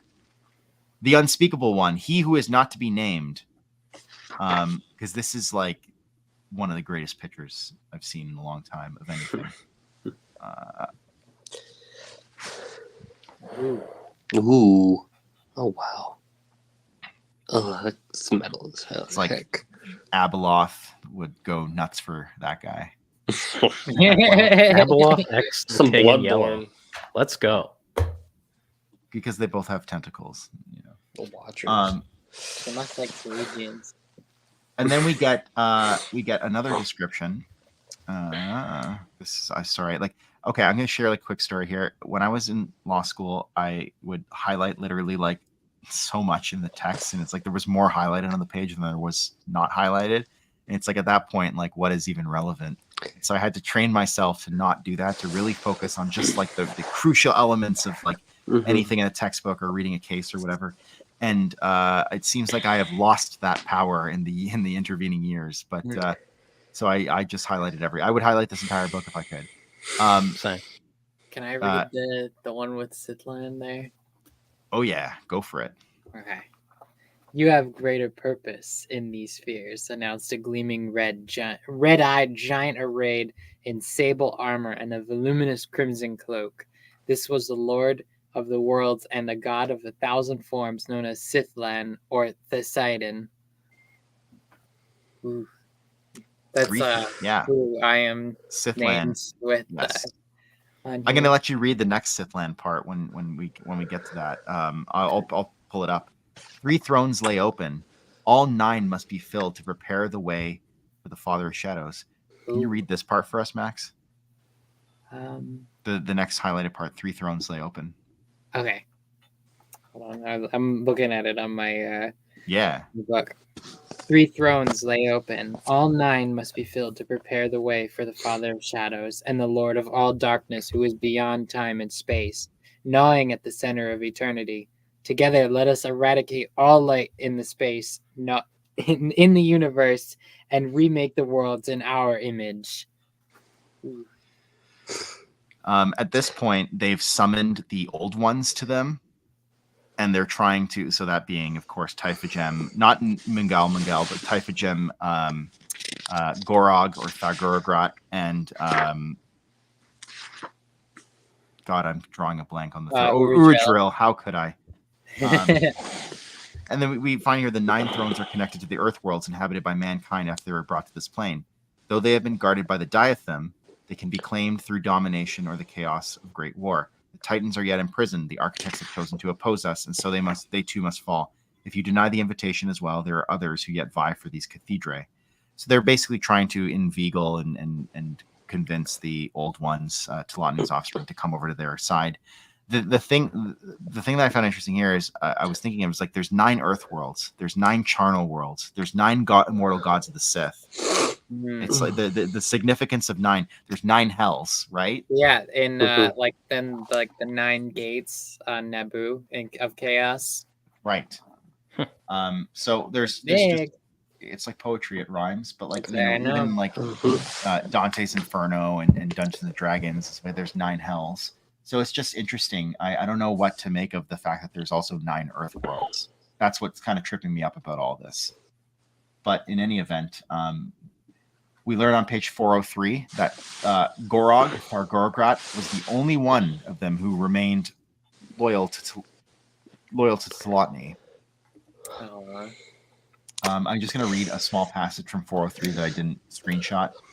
The wild pernoctations of this night of 1,000 horrors drove many to the nympholepsy and death, as the emancipated ancient ones presented the 120 allied worlds as a banquet for their chthonic guests, who lapped up the etheric juices of their inhabitants. That's just wild. It's kind of grody. Yeah. Max, can I get you to read this entire section, which I'm going to pull up because it is super important, and we learned something very important. Okay. One sec. I believe it's on, if you're looking for the page it's on 406. 406. And then we're going to go back and look at some pictures. But I need to get this out first. While she's looking for that, I just want to throw out there that Waru, the kindred of Uradril, so Waru ruled the Miraluka's original homeworld. Luca. So, That's what it says. They also mentioned that they ruled Kesh as well, which are the Kashiri from Fate of the Jedi. So that's really right. Cool. As a term of joining up with the immortal gods of the Sith, the offspring of Telotni, the old ones, as we've been calling them, and as they're called in the book, are granted a dominion over various worlds. Yes. Okay. So, Sithlan, for whom the Sith had been named, appeared as a glowing shape on the horn dais above them. He wore a Nemesis headdress with the horns of a ram and half-pleated kilt, armbands of gold and lapis lazuli, and a gold usek broad collar with a large crimson carnelian eye. Tanned human skins hung upon his shoulders, and the tails of beasts from his belt. The black falcon faceplate partly revealed a skeletal face as humanoid as his body. Raising his scepter, he announced, "From all the races that have sought our approval, you alone have been chosen as our special heritage, our chosen one. No longer will you recall your pathetic lives as Eruthros, for you have rightly wiped out that weak race. Forever and henceforth, you are Sith." Dum, dum, dum, dum. And there you have it. So that's where the name Sith comes from. Yeah, the Sith whole book. Yeah. Fine. Well, now you can retire. It's like Al doesn't join us next stream. He's like, "Yeah, I got it, guys. I'm good. I'm done. I'm done. Bye. Place Peace. waiting in the Okay. wings. Yeah, Prince Yggdrasil is going to take over. So, Ken, I had mentioned earlier Berserk by Kentaro Miura. Kentaro Miura, arrested by the way. Yeah. The Black Falcon faceplate. What does that remind you of? Femto? Femto. Right? I don't know. Anyways. That's what I thought of. That's where my mind went. I don't think it is an actual reference to it, but but it does remind me of Femto. So that's why I said we were going to talk about Berserk. And then we find out that the Sith, they would basically forever belong to the shadows after that point. But we also learn on page 406 that it would be a rare thing for a Sith to purge the foulness that had been grafted onto their spirits, minds, and bodies. And only with the greatest of struggles in opening oneself to the light, could they free themselves of its hold? But it could be done. And I feel like maybe someone like Seknos Wrath, who's the character, the Sith pureblood from the Dawn of the Jedi comics, that wouldn't really apply to him because, as we know, there was like a group of Erythros that fled to Tython and were generally not a part of this rebirth of the Erythros into the Sith. So I don't know, but in any event, before we move on to the rest of page 406, because there's some very interesting Force lore that we're going to talk about, let's talk about these when dudes. we get to 407, there's a whole lot of stuff that I'm very excited to talk about. Yes. If you think that because I think 411 is our last page we're going to talk about, we still have probably like half an hour of content. Maybe that's too, I don't know. But in any event, so guess that Sith. Name that Pokemon. Name that Pokemon. So obviously this one, I mean, needs no introduction. Yes, the King in Yellow. The number here. This one. Okay, people can see my cursor. Astor. Mm-hmm. Right. Astor. Mm-hmm. This one. Oh, I wonder what that serpent face could portend. The fanged goddess herself. That's Lothan. And we also find out that Lothal was named after her, which is Lothal from Star Wars Rebels. Yeah. Who is this mad lad? That is Sithlan. That is right. With the Sith holocron. Yeah. Oh, who is this? Zahar. Zahar. Who isn't described. Beings. Yeah, the interdimensional being himself. Yes. Who is not described in this section that we just reviewed, because he was described much earlier as looking like one of the aliens from the Crystal Skull aliens, essentially. So, I mean, dead ringer, but he has multiple eyes, which creeped me the heck out. Yeah. Then who could this undead creature be? Eosphoros. Eosphoros, yeah. And is that ball that he's holding? Is that the devourer, the altered? I was thinking that was like a Darafan or something like that. I don't know. Maybe. Could be. And then this last person over here is Kako. Keiko or Cordil. Cordil, yeah. So those are the immortal gods of the Sith that are at least 6 of the 9. Of course, there's also Yamka, which we're going to talk about, and Windigon and Aeon. And Aeon, the Lord of Shadow, the one who rules above them all. Indeed. So we get to some Force lore that I'm going to throw up here, and we're all going to talk about. Is still page 406. Mm-hmm.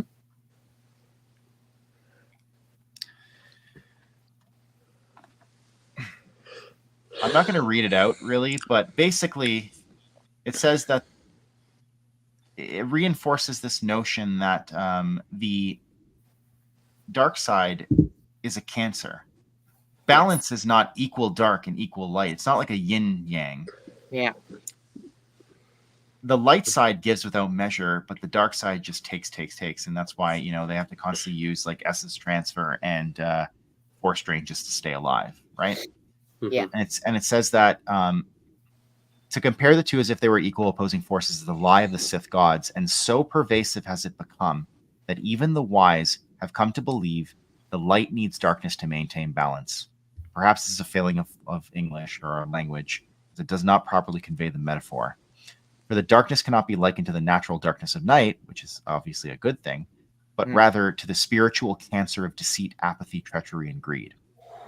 Similarly, the Bendu, which we is in Rebels and is sort of like that entity of balance, is not the twilight realm between light and dark. It's the preservation of the natural order until the malignant tumor is rooted out once and for all time. The Jedi, for all their good intent, do not fully understand this. Wow. And at times, their allegiance to governmental institutions cause grave imbalance. But the Sith understand nothing. They are consumed by the shadow self and its unyielding desires. and given to fits of rage when they are not met. So the It's one of Bendu the is best not. paragraphs ever in this whole book. Yes. All right, so among casual fans, the Bendu is, he's the one in the middle. He's the, between light and dark, this, that. He's but probably he's a celestial. Could we say he's a celestial? He's probably celestial. He's some sort of Sort of. like outer god, not like the mortal gods, but I would say maybe he's more like among their level, not something like that.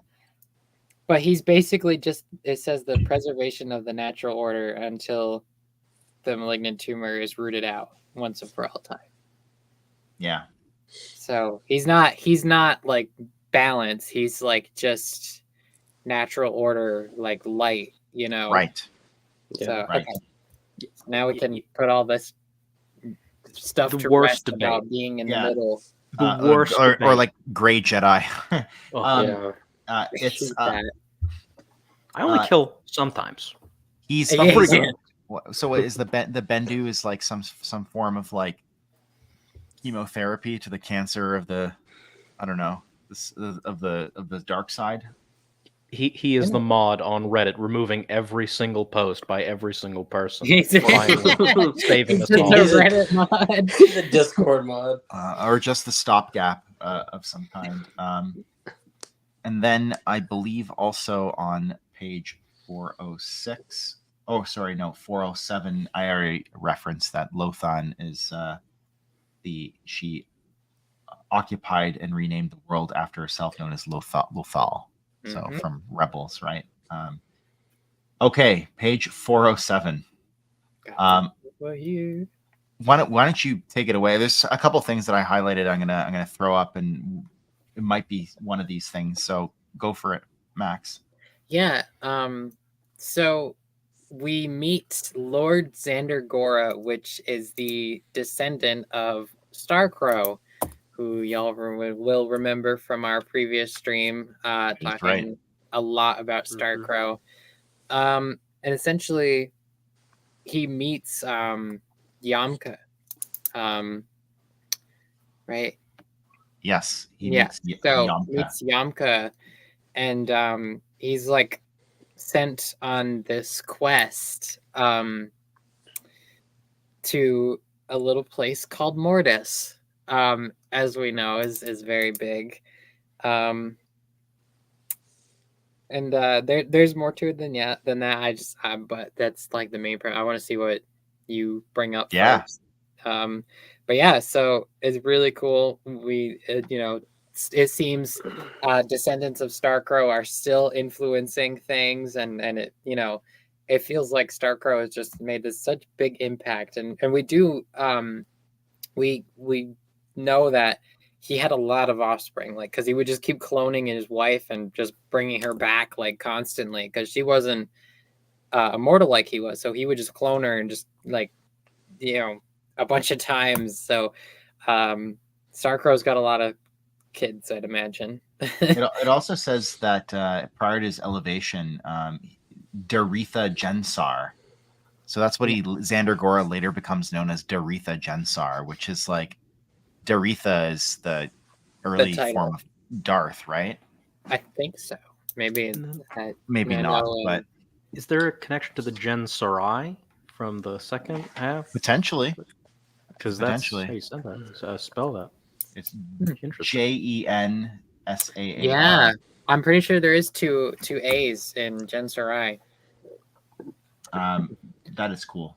We're probably gonna see more of him, I assume. I don't know. I haven't reached book 5 yet, but there is some interesting reference on 407 that I wanted to quickly throw up, and it has to do with the Force. Okay. We just got another. Yeah, go for it.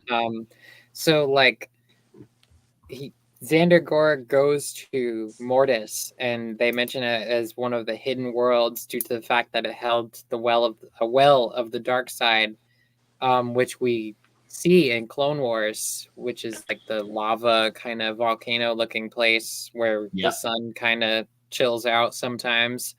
And then I guess it was considered a myth by the the Sith, and he is there essentially to craft something. Yes, And it's a forge.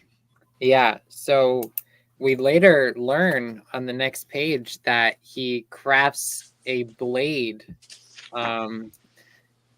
It's like he used his own blood to make it.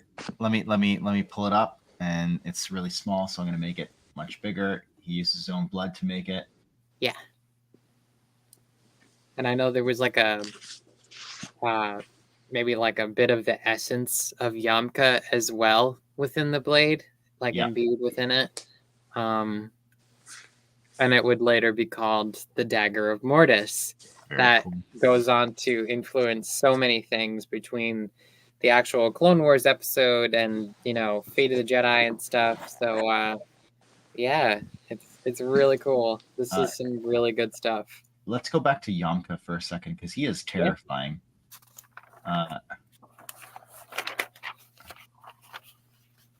And we should also mention that the Dagger of Mortis is capable of killing Celestials and killing these higher entities. Yes. As we see it demonstrated killing, you know, the daughter and the father in Clone Wars. I actually think Yamka is not the one who charges him. I think it might be Lothan who charges him. Yeah. Yeah, I think that's to make the Dagger of Mortis. But this part was interesting right over here, and we kind of skipped over it a bit. But see this part over here? I threw it up earlier. Like a vast ocean was the Force, ebbing and flowing through Sky River in ley lines of luminescence. From the life web weaved in the unseen realm, so that, you know, we've been talking about that earlier, to the access points of the living Force on Sole, Zotak, and Angorothea, that serve as the gateways of the midichlorians, with channels in and out of the Cornock cluster to and from Iserapia in the deep core, the fulcrum of life and light in Sky River and other numinous regions. So this Iserapia has come up again, and it's like, I think that was referenced earlier as like the planet that the midichlorians live on, or something like that. So I need to know more about that. Yeah. Could that be like that place we see in the Clone Wars, where Yoda goes to, the wellspring of life, and then they mention the Force priestesses say that this is the origin of what your science calls midichlorians. Yeah. So I gotta rewatch season 6 of Clone Wars. And Qui-Gon mentions that it's like a wellspring of life at the so I would imagine that's what it is. So then Xander Gora, when he gets the Dagger of Mortis, he returned to Lothal with the ship, leading him through the secret burrows deep beneath the surface to where a sinister gate stood before him, an infernal gate. But it basically brings him to where Yamka's chilling. There it is. That's what Yamka is. Yeah. Pummeling him with the visions of the monstrous dead until he reached what appeared to be an endless inky sea. Madness overcame him, for here was horror never before imagined, an emanation of ultimate evil, revolting and incomprehensible, a gargantuan head with 1,000 twisting tentacles that rose up from the mass to greet him. His vessel was but a tiny stone in its burning eyes. So had Yamka, Lord of the Abyss, arisen. You know, this reminds me of a Lovecraftian entity that I am not at all going to pronounce on stream, but I will. I should also mention that it says he returned to Lothal with the ship leading him through secret burrows beneath the surface, where a sinister gate stood before him, an infernal gate. And we kind of see this in Rebels. The Lothwolves take the crew like underground, and then they are transported to the other side of the planet, to the completely other hemisphere. So I'm pretty sure that's what it would probably be, because in the show it's never directly said or explained how they just went through this tunnel and then they're on the other hemisphere, you know? Yeah. So it's an infernal gate that apparently the Lothwolves are in tune with, since they are rather not like Force sensitive, but they are sensitive to the Force. Well, I also wonder what the Lothwolves are, right? Like, where do they come from? Yeah, I'm sure we'll get some sort of explanation on it, because they are like in like murals that we see on Mortis and everything. So okay, and so this is Lothals come up a couple times now. Yeah, it has. Yeah, this is what I think Yamka reminds me of. It's a Lovecraftian horror. Oh my. Jeez. Yeah, I'm not going to pronounce that, but Yeah. I will say the Black Goat of a Thousand Woods, or the Black Goat of the Woods with a Thousand Young. Like if you see in the Wikipedia, like this little picture over here, it's like he has like just 1,000 like massive like writhing limbs and tentacles and stuff like that, right? Oof. So, and I know Stephen King has also had references to him and used him in his works and stuff like that. But he's called the Lord of the Abyss, and he's one of the immortal gods of the Sith. He renames or rechristens Xander Gora. Maybe christen's not the right word considering what's happening. He renames him Tallyman of the Dead. Oh. And then Xander Gora says, "What is thy bidding?" And he sends him to the Vorsul system. Here. So yeah, we have references to Mortis, Well of the Dark Side, the Dagger of Mortis, which is obviously reference the Fate of the Jedi series. Mm-hmm. And they need that to destroy I was gonna say Telotni, Abeloth.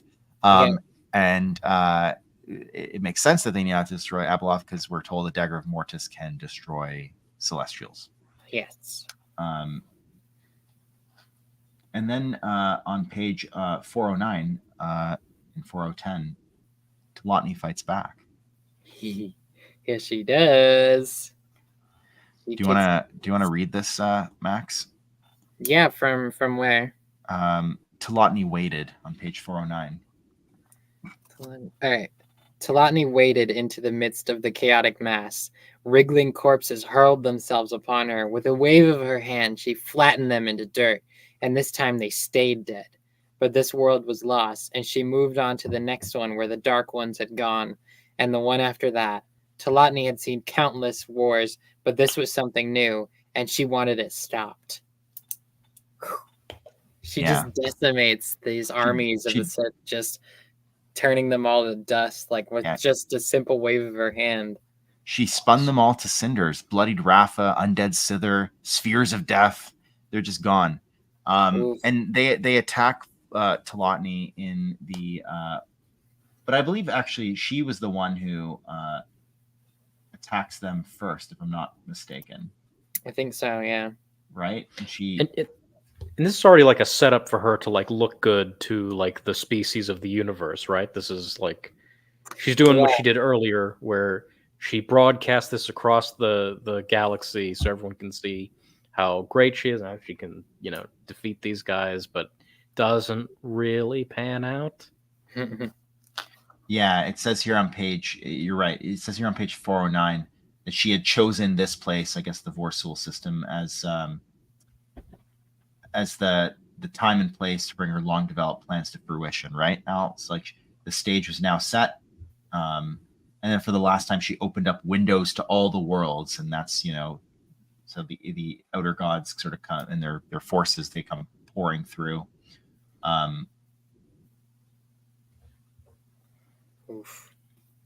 There's a reference to an entity called Aboth, which I thought like reminded me of Abeloth. She presented, they called Aboth, an ancient horror that stalked forth as a towering mountain of eyes, teeth, and limbs, built from tens of thousands of corpses strewn about. The Lord of Uncleanness buried her. There was silence, but Telotni breaks forth with an apoplectic roar. They unleash dreadful powers. The obliterating force tore through the entire Vorsul system, generating a storm to end all storms, born of pure darkness, that macerated all the planets and moons around them. This is on page 410. The only survivors were those who'd managed to get ferried out of the system by ships of the precursors, but so many had refused to evacuate that they'd been able to save but a small percent of the populace. And of course, Telotni remains untouched because she is she's just too good. Well, she's a demigod. She's an architect, right? So yeah. But then on page 410, she finally understands the dark god's weaknesses, right? Yes. Here, maybe I can get Ken to read this one. It's a bit long, though. Ken, are you okay to read it? I can read it if he can't.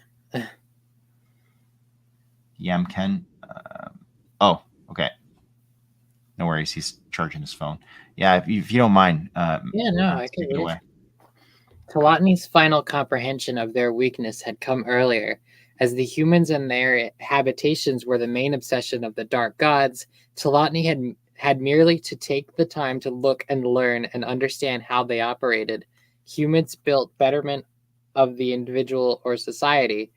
Oh, wait, no, never mind. Sorry. They built families, communities, systems, and stories, and nearly always for the betterment of the individual or society. That these were frequently corrupted or torn down never stopped them from continuing to build. Despite all the horrors prior generations or they themselves suffered, they persisted in having faith that what they planted would grow. At last, she'd surmised that the humans had likely been unified at one time, just as the races of Sky River had been. Unity, cooperation, and peace made up their true nature, not enmity and tribalism as so many believed. But they were constantly being pulled apart by external forces preying on their internal weakness of fear, greed, and pride. Now she understood that this disunity came from the enemy, who were themselves incapable of faith or love. With this understanding, Telotny implanted the perfectly impersonated voices of their fellow Ancient Ones into each one of their atramentous minds. Then she watched. It would not take long, for by their very virtue they were mistrustful. And then, did you want me to read that? Well, let's skip ahead to page 411. So, because Telotny, so basically at this point she destroys the physical vessels of these immortal gods, or at least she thinks she does, or whatever. But she obviously can't destroy what is immortal, that which is. Yeah, and they turn on each other because she kind of just used mind suggestions and mind manipulations to turn them on each other. So right. What does she say? Can you read that little italicized part? Yeah. Yeah. At last, his usefulness has come to an end. He has become weak and unworthy. True darkness calls for the death of our own. Power cannot be shared. Let us use our newfound power to eliminate him. And then we get to here, and it's with an angry push by Telotny and a touch of flare, the dissolved, impotent imprints of the Ancient Ones burst into shifting colorations that would pass through the region each year in commemoration of their destruction. The last to go was the Lord of the Plains, and he laughed as he melted into a yellow stain in the stars, at which point Telotny heard a whisper, "Well played, small princess. I will see you again." Ooh. She had attained her goal. She had saved the galaxy. The galaxy had witnessed it.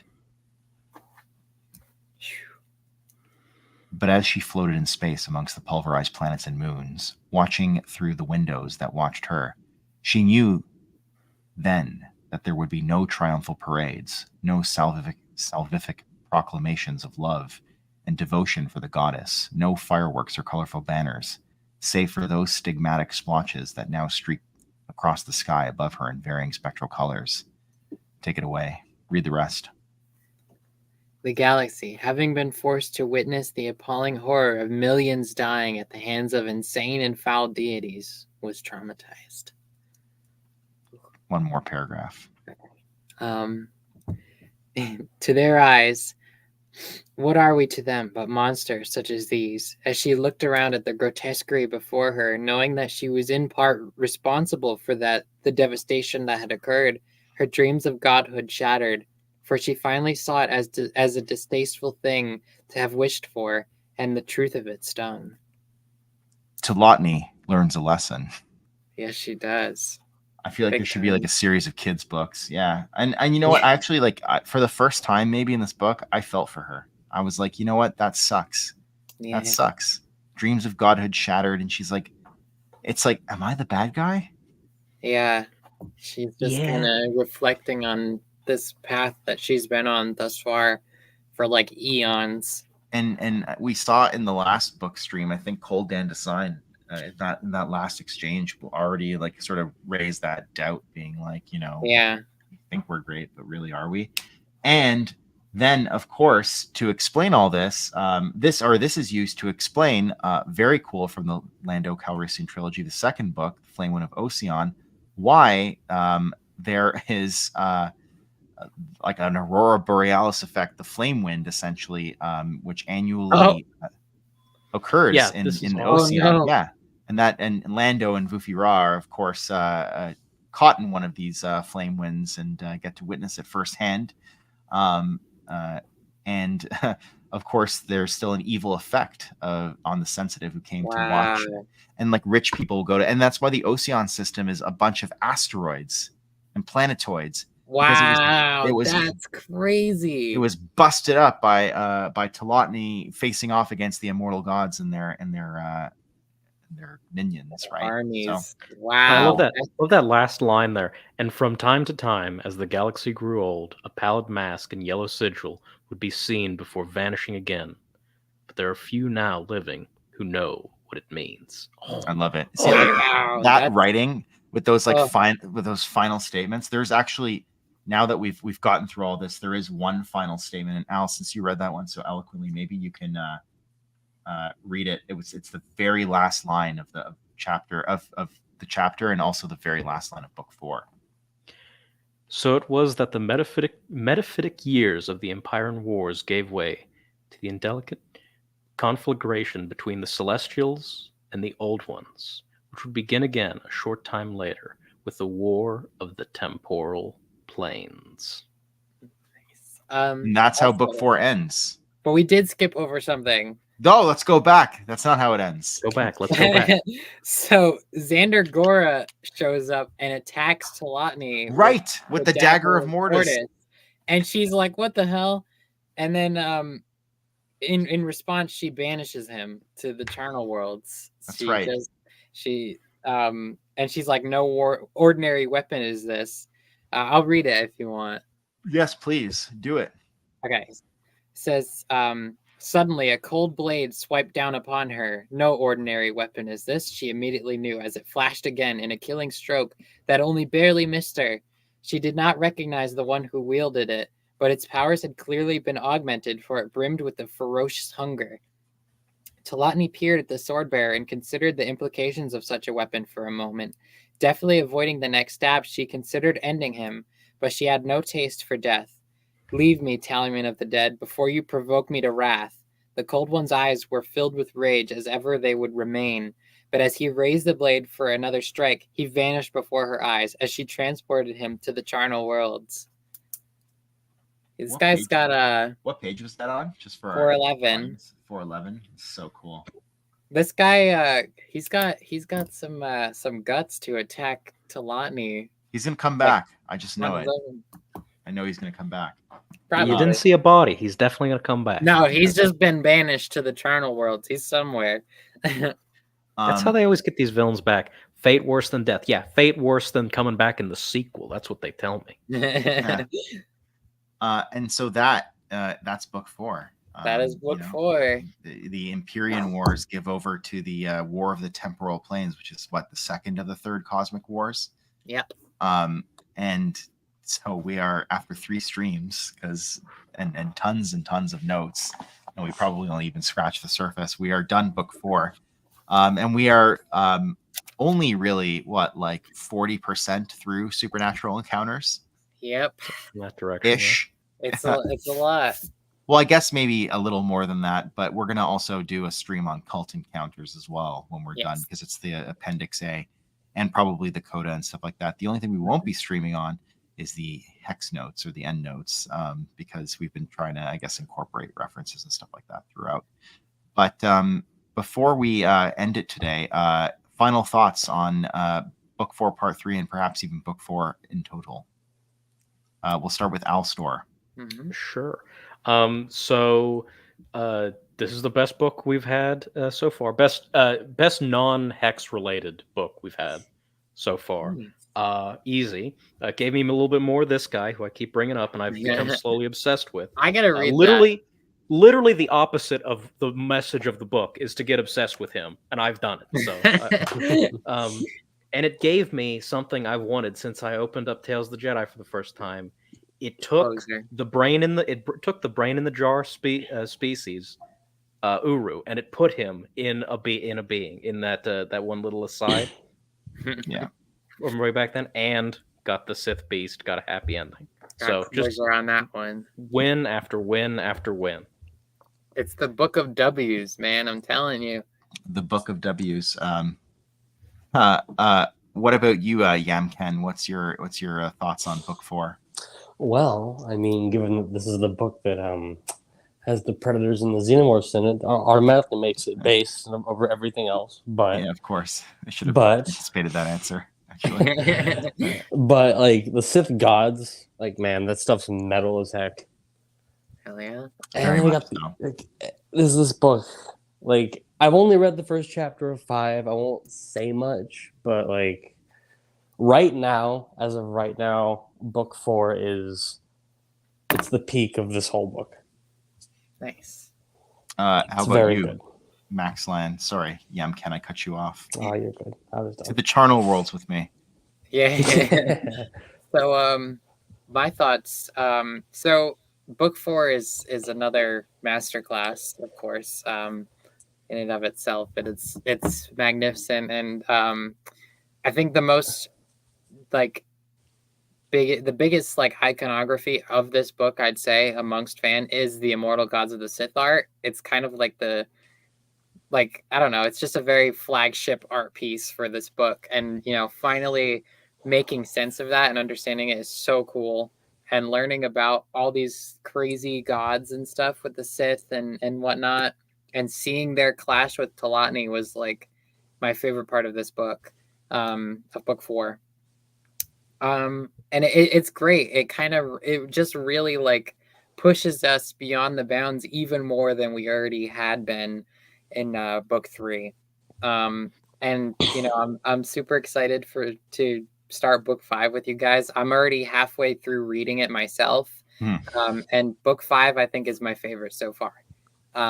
Oh, wow.